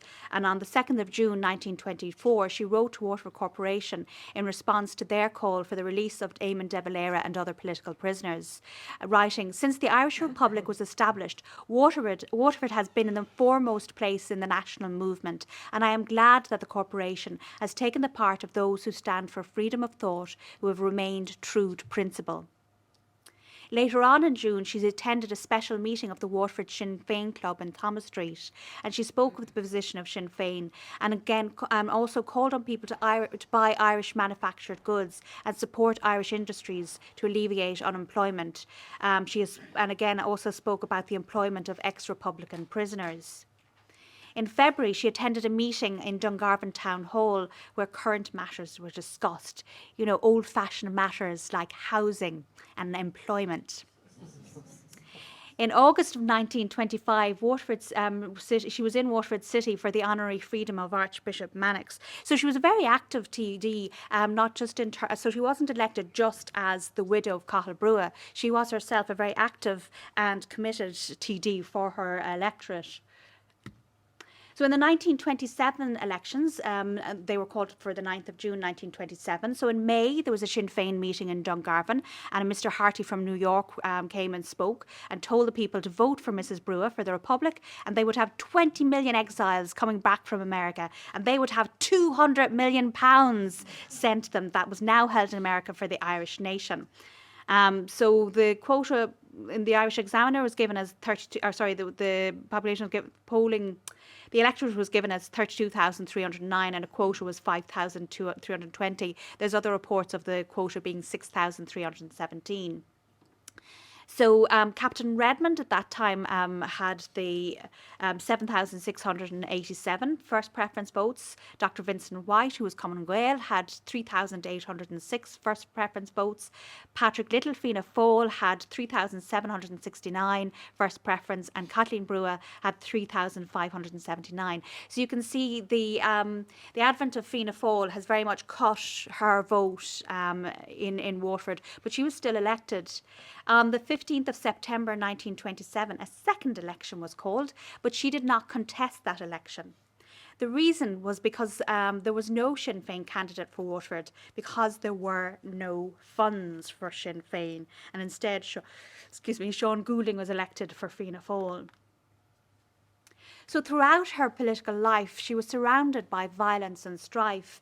On the 6th of June 1927, at a meeting in support of Caitlín Brugha in Broad Street in Waterford, this was happening just after a meeting for Captain Redmond was due sort of at 9:30 in the same venue. So J.J. O'Kelly spoke for nearly 2 hours, and the Redmondites, who were due next, had gathered and were getting restless. And if anybody knows anything about the Redmondites and the 1918 elections, you'll know that a restless Redmondite is not a good look. So the Civic Guard had to hold a cordon between the two groups. On the 29th of October 1934, she was handing out prizes at O'Kelly for the Irish Republican prisoners' dependents. And in January 1935, the IRA leaders were going to speak in Waterford, Caitlín Brugha among them, and the Bishop of Waterford and Lismore, the Reverend Commandant, denounced it and asked Catholics, and in particular teachers, not to attend. On the 8th of June 1935, an IRA sweepstakes was, there was a seizure of the IRA sweepstakes by 14 plainclothes Gardaí. And they said at the time, those present were detained pending the arrival of a Garda officer who told Mrs. Brugha she could go if she undertook not to remove any counterfoils, and she refused. So the state really wanted her to be really nice and quiet, and they wanted to sort of just not have her be reported as being part of the sweepstakes. But of course, she wasn't going to fall in line with what they had in mind in terms of how she would demonstrate her loyalty. On the 19th of October 1935, Caitlín Brugha wrote to the Irish Independent to protest about the government opening her post, which was stamped detained and opened by order of the Minister for Justice, hÉireann. Correspondence containing money orders for dependents of the Irish Republican prisoners were withheld, and she stated, further comment is unnecessary when people of this calibre prate of freedom. She was Honorary Secretary to Sinn Féin ahead of the Ardèche in October 1923, and she had served as Honorary Treasurer. So as a result, no one was better placed to know that that second election in 1927, Sinn Féin were not financially in a position to put forward a candidate in Waterford. In 1934, she resigned from Sinn Féin in protest over an attack on Mary MacSwiney, and who herself had resigned in the previous year. And also, I suppose there was a difference of opinion in terms of how she viewed how people should remain loyal to the Sinn Féin viewpoint. So Rory himself had joined the IRA in 1933 and was interned during the emergency in 1940 and was released due to ill health in November 1941. And there were suggestions that her daughter Noreen should be interred in 1941. And so on the 30th of April, her interment was ordered. And in each of those cases, the state was very reluctant to act on that, but felt that they had to in the end. The Brugha home was raided, and during the search, police found and detained Gunther Schutz, a German agent. Noreen was released on parole on the 30th of July 1942 and fully released on the 27th of November 1944. What's interesting again in the reports on the German agent being found in the house of Caitlín Brugha is they were reporting on the sort of the IRA taking advantage of this poor elderly Caitlín Brugha who didn't know what was happening and what was going on. And I would suggest that possibly, again, that doesn't reflect the way in which Caitlín Brugha lived her life. I don't think people could have entered her house without her permission, and certainly not without her knowledge. She herself was very much, as was mentioned by Dr MacDiarmada earlier on this morning, part of the controlling the way in which the commemoration of Cathal Brugha would work. She was part of the Eastern National Commemoration Committee, and in July 1934 she refused the United National Health Society, who were going to put that plaque on 9 and 10 Upper O'Connell Street, because she felt her initial agreement was based on there not being any party political connection, and when that became clear that that wasn't the case, she felt that she definitely could no longer agree. As a result, 3 raiders entered the metalworks who were building the plaster cast and bronze bust for that plaque for that building, and the bust and the reproductions were removed from the premises. I put in brackets Una Stack because after her death, that's where they were found. So again, another kind of common compatriot. In March 1936, Caitlín Brugha herself unveiled a bust to Commandant P. O'Brien, officer commanding of the Four Courts, and volunteer Spillane, killed on 11th of July 1922 at the Enniscorthy post office. And in January 1939, when it was announced that the bust of Cathal Brugha would be displayed in Leinster House, she rejected that insult to her husband's memory, as was mentioned earlier, as a piece of impertinence. And it was created from photographs instead of his death mask. And on completion, it was then displayed in the National Gallery. And she herself then commissioned Albert Power to execute a bust using the death mask. In the National War Graves Association, she was connected with that, and she unveiled the new memorial in Pickettstown in 1946 in County Waterford, stating she was very glad to be back again among the people of Waterford and Tramore. What they owed to those brave men who had died for Ireland, they could only repay that debt by at all times giving sincere and wholehearted loyalty to their country, and by steadfast adherence to their ideal of a free Ireland. And I think it's clear that that's how she lived her life. Now, she also was an incredible businesswoman. She refused any financial support, as was mentioned, by the Free State government. Lawlor's, her husband's company, paid her a weekly allowance for a short period of time. But rather than relying on that, she established an Irish leather goods company with the financial assistance of her brother. And then in 1924, with her brother, she established Kingston's Limited, a drapery business in Upper O'Connell Street, site of the hotel. Charles was a director and she herself was a partner. They focused on men's clothing and became one of the leading menswear shops in Dublin, with the slogan, "A Kingston shirt makes all the difference," and Kingston quality is the last word. They expanded at George's Street and Grafton Street, and it was a very successful business. This is a little selection of some of the advertisements for the shirt in different newspapers coming from the Irish Newspaper Archive. So she herself died on the 1st of December 1959, and as I mentioned in the Evening Herald, it just says, for some years she had been an active worker in the fight for independence, but on her husband's death she was left with a family of 6 young children. So they make no mention of the fact that actually on her husband's death, she was incredibly active in the fight for Irish freedom and maintained that throughout the rest of her life. So I think you can certainly see that there is a tension between what the state would have liked her to do and what she herself felt it was her duty to do. And I think she very much followed her own directions for sincere and wholehearted loyalty and adherence to the ideals of Irish freedom as set by her husband Cathal. This is just a mention of some of the sources I used. I didn't even mention the ones from the archive in Waterford, which I showed, which is very remiss of me, so apologies. But thank you all for your attention, and again, thank you to all the organisers for organising such a wonderful event. From me and all,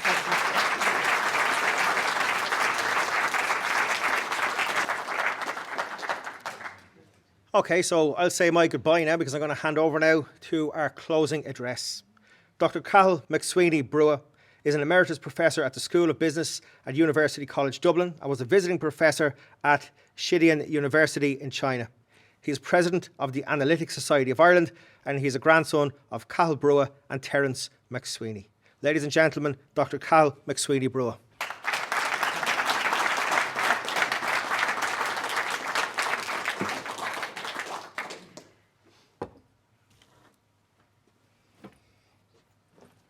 That's fresh water there. Thanks very much. Gurumil ar fad. As somebody said, folly that. So, first of all, Cathal was very organised, rigorous person, very, very determined. He'd say, this was due to end at 5, it's now 5 o'clock. You know. So anybody who thinks, I've got another thing to go to, go. That said, and here's the problem, I wrote enough for this to actually talk until 10 o'clock tonight. Fortunately, I didn't bring it with me. So what I'm going to do is I'm going to wing it with various different little bits and pieces of anecdotes, but I'm not going to start by thanking everybody because you already know who they are, and I'm very much appreciative of everything that was done. The next thing is to let you know that so many of you, the people who are here, we actually know, and we know very well and know for a long time. And I'm particularly in thinking of some of my sister, my cousins, and people who are here, absolutely fantastic. The next thing is the 4th Battalion that is here. The best battalion, as particularly the best battalion relatives, and we thank you particularly. Absolutely fantastic. We're part of another group, which is the Treaty Generation Descendants group. And there's several of them that are here that I'm very pleased to welcome and let you know that are here. And so, first of all, you might be surprised to realise, at a gathering like this, Mary Cosgrave, daughter of Liam, granddaughter of W.G. Michael O'Mahony, grandson of Johnny Collins, Michael Collins' older brother. You're so welcome. And Ty Crowley, Harry Boland's grandnephew. All absolutely amazing people. So there's so much to go through, but if we wing it in some sort of order. Yes, it is true that there was something in the Olympia. It actually was a pageant. The Wolfe Tones sang. I played a part. I don't want to embarrass Catherine, my good wife here, who is our archivist and everything, but we did little things of reenactments, and one of them was training to be volunteers, and then we were all given a hurley. So 12 people with a hurley. But I was in all the scenes, including singing God Save Ireland at the end and all that sort of. Anyway, I said, this is really serious because I'm in the previous scene. Somebody is going to take my hurley. Anyway, what happened was somebody did take my hurley. So I had to run around the back to find out where was the hurley that was missing, the extra one. And I finally came in. But the question was, how do you enter a scene where it's very, very serious thing and, you know, and people are training and so on? I did something which is a bit outrageous. I did a Dad's Army thing. I came in with the hurley on one side and I tripped and so on. And I got a laugh from the audience. The other thing about it, which was, well, two other things. One is that they only put it on for one night. So there was a queue down from the Olympia down the street, people trying to get in, with which they didn't get in. But the last one, and you would kind of would like this. They made all sorts of announcements and also thanks and stuff like that. And down there in the front was Eamon de Valera, who was blind at the time, as you know. And and his hearing wasn't so great. And they thanked him for coming, and he clapped. And I just thought that was really, really kind of nice.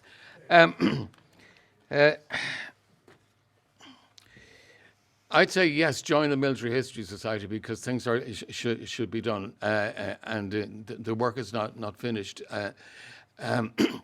It's good that this is being done at the 150th anniversary of his birth because actually a lot of explaining about him cannot have been done until the centenary because there's so much that has to come out about the centenary, which in let's say, truth that hasn't been told, hasn't been revealed. And it's only when that is revealed then you can get a better picture of Cathal Brugha. So I would say it's important to actually do the work that is being done, and the historians that have been doing this absolutely fantastic work should be encouraged to continue doing it. Some of the stories that are not told, and of course because I am connected and I was interested and so on, I followed up on a lot of things to try and find out what really happened. And it is true about Gunter Schutz being in Caithlín's house. My mother, coming from Cork, she was staying in the house. And she didn't know what was going on at all. But she's in a bus, and the bus is going down the street, and she looks out the window, and have you seen this man on a big side of a bus? And she said, yeah, I've seen him in my mother-in-law's house about 10 minutes ago, yeah. So funny things. On the more serious note, some of the things that have been written about Cathal Brugha, about him being jealous of people and stuff like that, actually, this wasn't true. There was a lot of tension. It was a very difficult time. The treaty, the Civil War, and so on. A very difficult time. And there were a lot of tensions, and a lot of people who were very close early on, like Dick Mulcahy was my other grandfather's best man and best friend at his wedding. And then later on, he was a very, very different role. I had discussions with Richard Mulcahy, quite long discussions, to try and sort of get some kind of resolutions about this. And I think that when you have historians reading citations, reading things that were based on something that was written by somebody else about something else that was somebody else's view and so on, there tended to be a coloured view of things which wasn't really accurate. And so bringing out the whole history is a particularly good idea. In the context of all of this, the tensions between Brugha and Collins, and that has to be brought out and explained. And I think that it's the pieces that are not told, that are not revealed, are the ones that will be the most revealing. I mean, for instance, the person who was Lloyd George's agent in Ireland was Andy Cope. And Andy Cope, otherwise known as Alfred Cope, was his person in Dublin Castle and was in negotiations with Michael Collins for a long period. They were trying to organise a resolution, which led to things to do with the stepping stone and all of that. Now, the view would be one side was manipulating the other side and knew everything about what was going on inside, and the other one was vice versa, that the other side was manipulating, that Andy Cope, on behalf of Lloyd George, was manipulating Collins and to actually organise something to do with the stepping stone. The pieces that are not written that are yet to come out is that when things went the way they went, Andy Cope, who had built this great relationship with Collins, actually was so disgusted at what happened in the end that he refused to put in a report. So you can interpret that. So what we're talking about is duplicity, which is hard to work out whether it was Winston Churchill or whether it was Lloyd George or whether it was both. I mean, this whole plan about swapping arms between the Republicans and the ones who were in the Free State, the ones who were in the Forecourt, and swapping arms so that arms that was being given to Collins would not be seen crossing the border when they were trying to cross the border to start the next initiative of the stepping stone. So, and then you see issues where they were going to cross in from Donegal into the north, had the understanding that it was going to be easy to come in from, it appears, from Lloyd George, but when they did come in, there was a lot of robust British army stopping them. So a really difficult situation, and look at it from Collins's point of view, and Brugha arguing or discussing or having issues to do with Collins, and look at it from some of the statements that he made. First of all, and it's a very nice statement that he did make, when he heard that Cathal Brugha was died, it was one of his in his office, because he intended to be more working in his office than out in the field. And he came into him and he said, they've got Brugha, it's not great. And Collins said, no, not at all. No, when people like you and I are long forgotten, Cathal Brugha will be remembered. Now, yes, he was a very nice person, a very generous person, and maybe this was going too far, but he was reflecting on something. And there was an issue that he had got himself into a difficult situation in negotiations with Winston Churchill. And so just listen to some of the things that he said. At the height of the negotiations on the treaty, at one point, Lady Lavery and Moya Llewellyn-Davies suggest you go for a bit of a walk, and they have a chat. Now, whether it's true or not, it was understood by the British that Lady Lavery was an American, she was American, that she was a spy for them in the movement. Moya Llewellyn-Davies, it's a strange situation. She was a great supporter of Collins, helped Collins a lot. Now, in Dublin, her son actually claimed, this is ridiculous actually, but it claimed that Collins was his father. So never mind that. But the point about it is that after this discussion, Collins came back and he said, I realised I signed my death warrant. Now, what was the point of that? That the use of Collins was so as to get the treaty signed. But after that, it wasn't necessary anymore. Listen to another comment that he made in Cork, which is, well, they won't get me in my own in my own country. They won't shoot me in my own country. And then, now, who was he talking about? I've gone through the list of all the people supposed to have shot Collins. And I talked to the Republican intelligence officer who was in charge of that, who ended up living in Mary, my own parish, in the Barra. And he said, well, we know there was none of us, but we still didn't know who did it. So all the speculation. It would appear that the British knew what Collins was doing. He had broken with Cosgrave and the government, and he said, I'm going to the south to talk to the three Toms, Tom Malone, Tom Barry, and Tom Hayes, whose brother, Sean Hayes, isn't it? Yeah, were actually on both sides, but they were both very close together. It would appear that there was the danger that Collins was going to patch up both sides, and would appear that actually the British were the ones who took Collins out, and he kind of half expected it. So now the issue about a lot of these things is, as historians, and we all are historians here in various different guises, the information still has yet to be brought out. I mean, take, for instance, the issue to do with the bombing of the forecourts.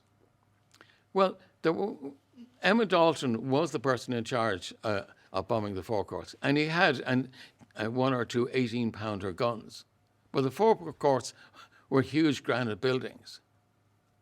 And what the British did, what Churchill did, is he sent over a 60-pounder from Britain to the north to Enniskillen, which came down to the forecourts, and just 2 or 3 people and a battery, and he was told, do not stop for anybody, do not talk to anybody, go down there and let off 2 shots.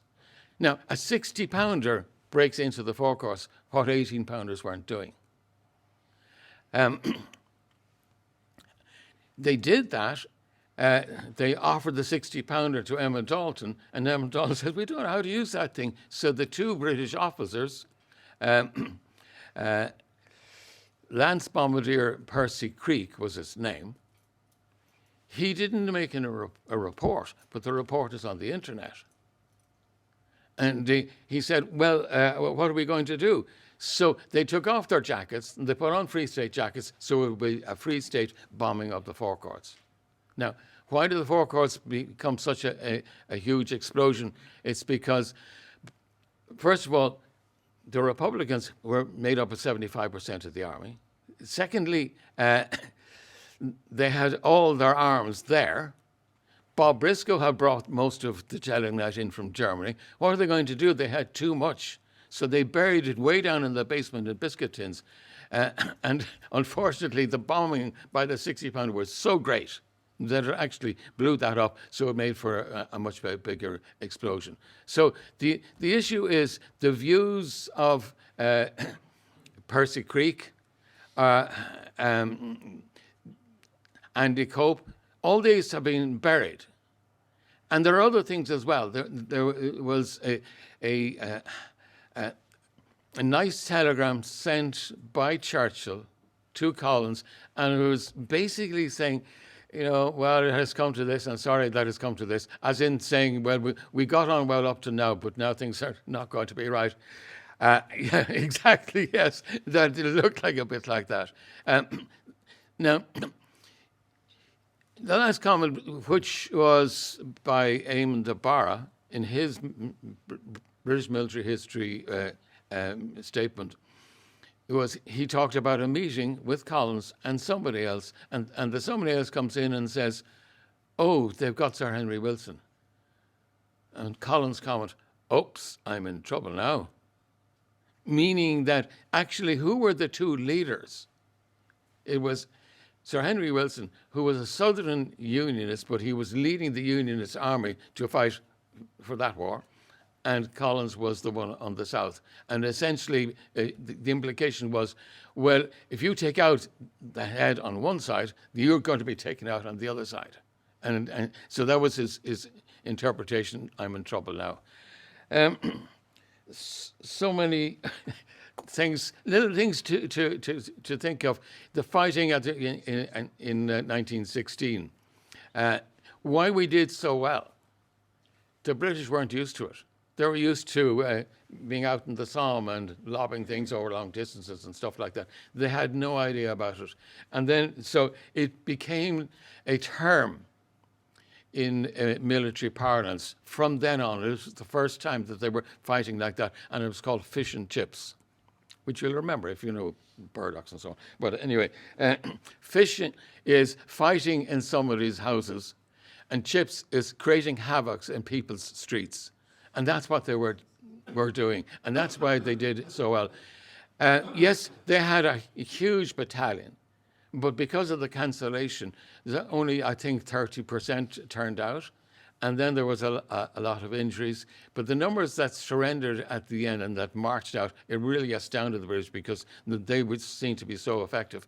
But they weren't the only ones that were living at the end. When they went for surrender, basically, you were in the British Army, weren't you? Okay, out the back door. You were in the British Army, out the back door. You weren't. Okay, you surrender. So anybody who had been in the British Army, they knew they were going to be executed immediately. So I think 40% of them who surrendered actually went out the back door. So there are little things like this which are interesting and funny. I mean, the whole thing about Cathal Brugha getting shot and so on, and all of that. Who actually did it? Well, the person who shot him, we don't know because he wasn't named, but his senior officer was John Pinkman, who wrote a book, Leaders of the Vanguard. Now, he emigrated to America. He was a Liverpool Republican. He was so strong a Republican that they put him into jail in Liverpool. And but then they let him out. But he his comment was, I don't know what Cathal Brugha was doing, because he wasn't going to be able to defeat us. So they had this idea that they had got the independence, and these were people who were actually going to try and take away Irish independence. So they were filled with an idea. Even Lance Bombardier Percy Creek, he was asked, what were you doing? Well, we were told that there were some maverick black and tans in the forecourts, and we had to clear them out. So it was a very clever disinformation campaign going on. I realise my time is such that you should all be going to the pub or out in the sun, but just see, is there anything else that I should cover? Yes, I appreciate all the great work that has been done. It's brilliant. There was a comment in the headline of this about Cathal Brugha and Wright. While my father was 5 years old when his father died, some things did come down from him. And two phrases particularly. And one was, that's not right. And that was like the end of it. You can say, okay, I wasn't doing anything. That's not right. He was very much about what was right. Another one was, it's all about the country. Now, the country wasn't the countryside. It was all about the people. So no interest in institutions, only about the people. But those are the two things that reflect his philosophy. Apart from all that, yes, he did dislike politics. As regards his involvement, first of all, when he went to school, he was really interested in sport. But then subsequently, he discovered the Irish language and he discovered Irish history. And you've heard how much proficient he was. Imagine a Dubliner going down to teach phonetics in Ballingarry and Cork. Absolutely amazing. By the way, how did he get nominated to run in Waterford? And sorry, Tiger, but your granduncle, Harry Boland, the reason was that Cathal Brugha had good Irish, and the person who was chairman of the committee that chose him over, and there were 4 or 5 people being sent up from Waterford for that seat, which they knew they were going to win, and the person who chaired that committee was Michael Collins, and he said, we're sending Cathal Brugha down there, he's got good Irish. So, little things. Michael Collins was very actively involved from very early on. Another few little bits. Who did they admire the most? Roger Casement. Who did Cathal Brugha, Eamon de Valera, and the O'Reilly and others give the name to for their son born in the O'Reilly in December 1917, Cathal Brugha and others in the end of 1916 and then mid-1917. They were all called Brewery after Roger Casement. So he was the real hero. He was, to them, he was the Nelson Mandela of Europe. And so who else did he work with? First of all, he really was serious about history. And he knew everything about all the events that went back in history and so on. Great heroes died for Ireland, but then they were gone. Robert Emmet, all of those people, so absolutely Wolfstone, great, but the movement died with them. So he said he's willing to give his life, but he's going to make sure that it doesn't happen by being anonymous. So that photograph that you see of him being arrested, the reason why he was arrested was he was talking to Count Plunkett, which everybody knew, with this huge man with a big beard and so on. That's how he was arrested, So he was always avoiding attention. Now that meant that he wasn't really an effective politician because, he didn't have a public image. He didn't want a public image. Why did he not go over to the negotiations? He said, myself and Stack, we run the show. We're invisible. If we go over to the negotiations, then they know who we are and they can take us out. So that was the reason why they didn't go. The thing about having the plan for the rising, well, you go back a tiny bit. He set up this candle company, which means that they had the market for selling candles to all the churches in Ireland. And he set it up with two brothers, Lawler, but he put Lawler's name on it rather than Burgess candles or Brugha candles or Brugha and Laurel's candles. And that meant that he was covering the whole country. So he was actually organising Gaelic League and then volunteers and all that all through the country. And the only one who was doing it more than him was Sean MacDiarmada. So when he named my father Rory, it was Rory MacDiarmada Brugha. MacDiarmada was the next person. Now, so we have the Irish Volunteers, we've got the Irish Citizen Army, and then there's the question, well, who's controlling who and who's doing which and stuff like that. Actually, it was Cathal Brugha, apparently, that went around identifying the sites. So he and Joe Plunkett were the two people with the military interest, but he identified the sites and he drew up the plan with who? James Connolly. And so who gave him the second copy? One copy of got burnt in the GPO. Who had the second copy? James Connolly, and gave it to Cathal Brugha, and he said, if the leaders are all arrested, you're instructed to start the rising. And that's why we had the second copy of it in a biscuit tin in the back garden in Caitlín Kingston's, Caitlín Brugha's home. And then Cathal Brugha said, look, I think for the sake of security, it'd be better to get rid of that. Boy, could we have made a lot of money, to have the second. Anyway, so the issue about that is that he actually, if you look at what empires do, they divide and rule. The response to an empire is unite and reconcile. He was constantly trying to unite and trying to reconcile. And of course, when there were criticisms after that, it was specifically in that particular area. So he was uniting two risings.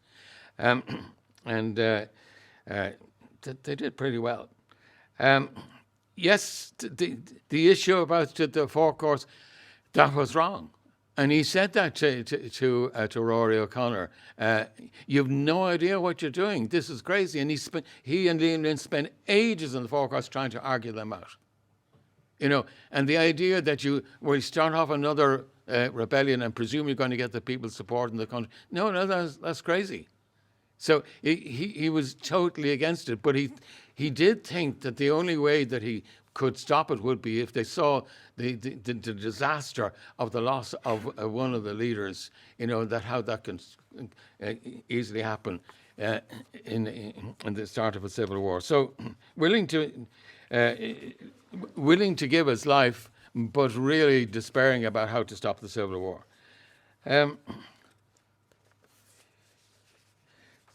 One last little thing, so as to give an understanding of the British mentality and what they were doing, and because it was trying to understand what was behind Churchill's mind.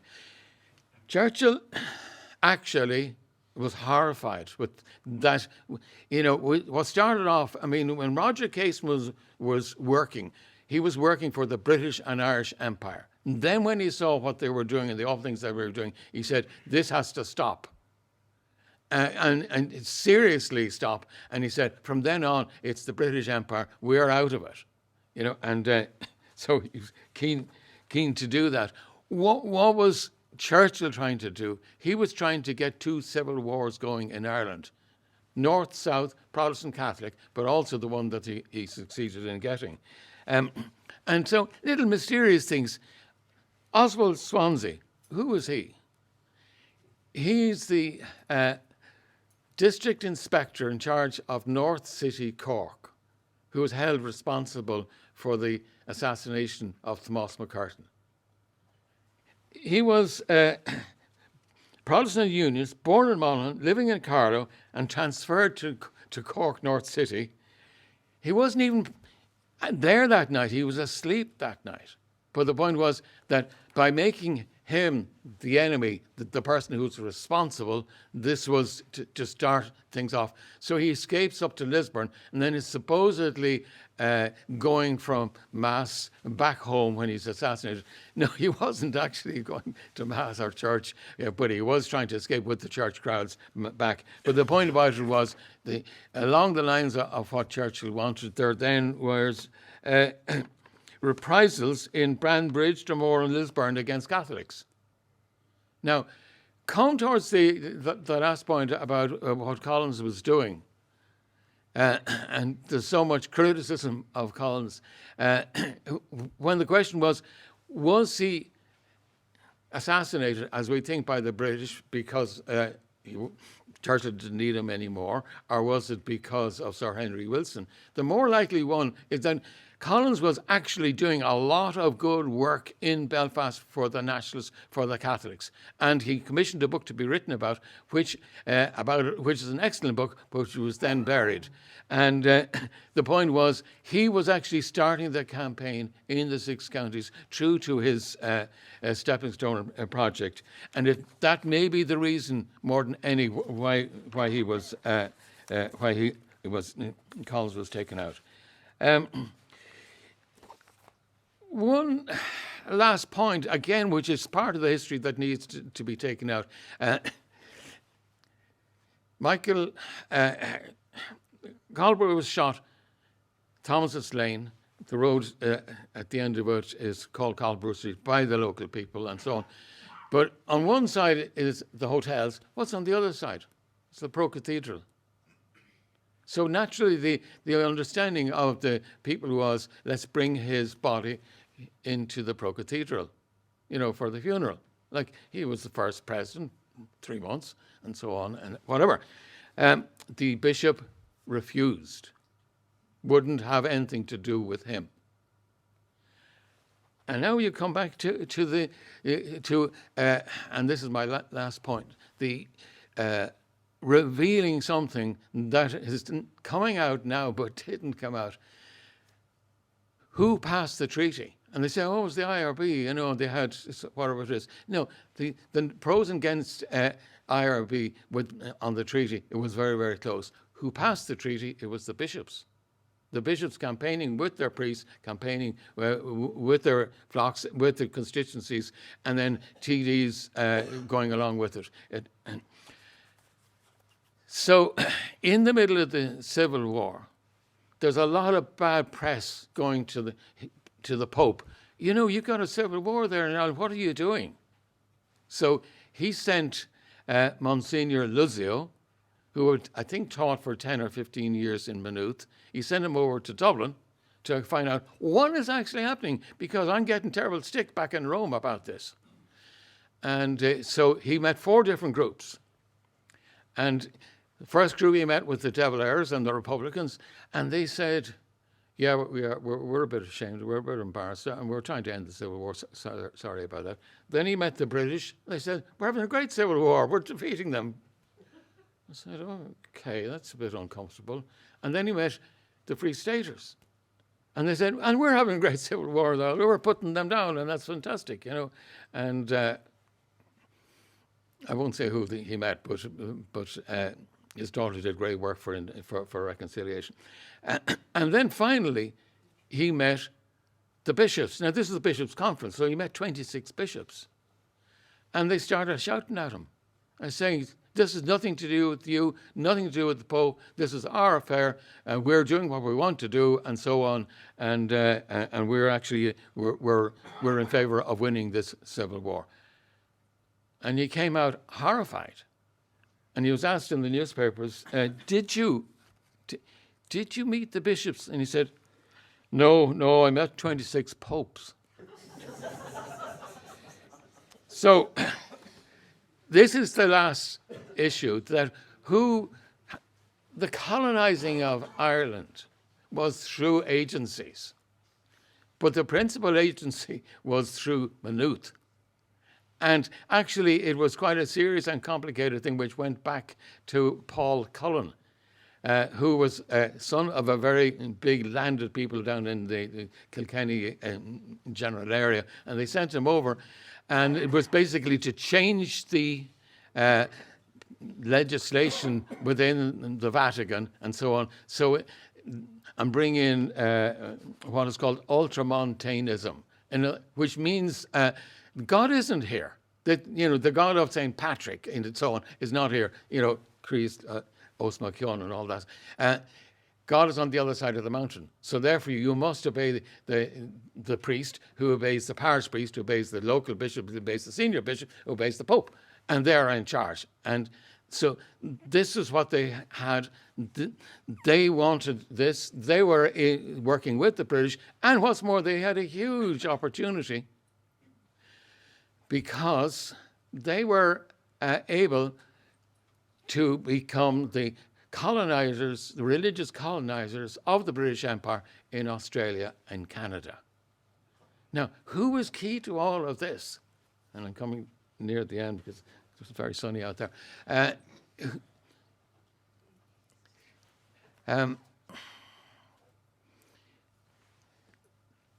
The Bloody Sunday thing, the massacre, which was absolutely terrible. And it is true about the fact that it was well organised by Dick McKee and Collins and the whole army. And they produced a list of 50 people that they thought were suspects. And Cathal Brugha cut the list down to 14 and said, well, you can't just shoot him just because he looks a bit strange and he's carrying a briefcase and he's going into shops. See, he could be a commercial traveller, so you can't be just doing that sort of thing. So anyway, so he cut the list down. It was a panic situation. How did a panic situation arise in the first place? We were doing too well. Lloyd George was losing credibility back in Britain. Churchill sent over a different team of spies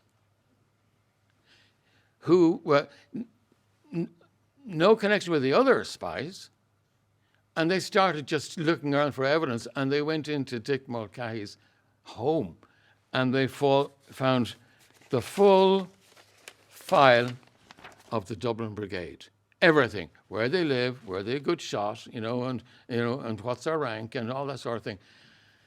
And that's when the thing became a crisis. So once they had that, there was going to be an attack. So we were waiting for them to send over their spies, and we had ours ready to put out the hit on them. It's a difficult situation to be cool about, but that's what we did. And so arguments about management more than anything else, not really about politics.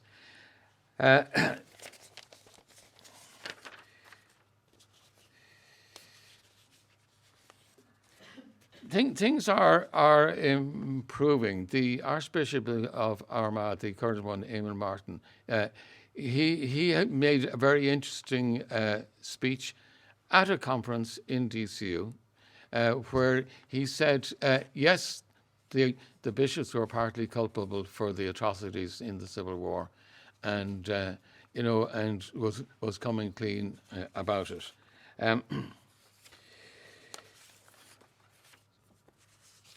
So, okay.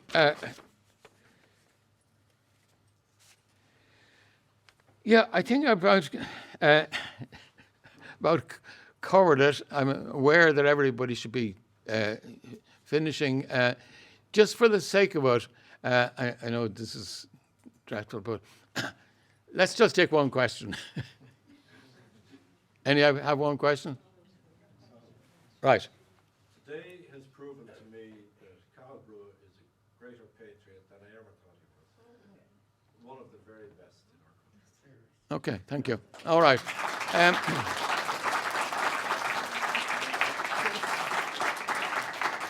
We have one, I want to thank the organisers, everybody, and we've been having a long discussion over the last while. Is there any pub big enough to hold us all? So I don't know what the answer is. Anyway, we do want to continue the discussion. We're very happy with this. We thank you all for coming and for participating. And it's not over till it's over. Go to Meal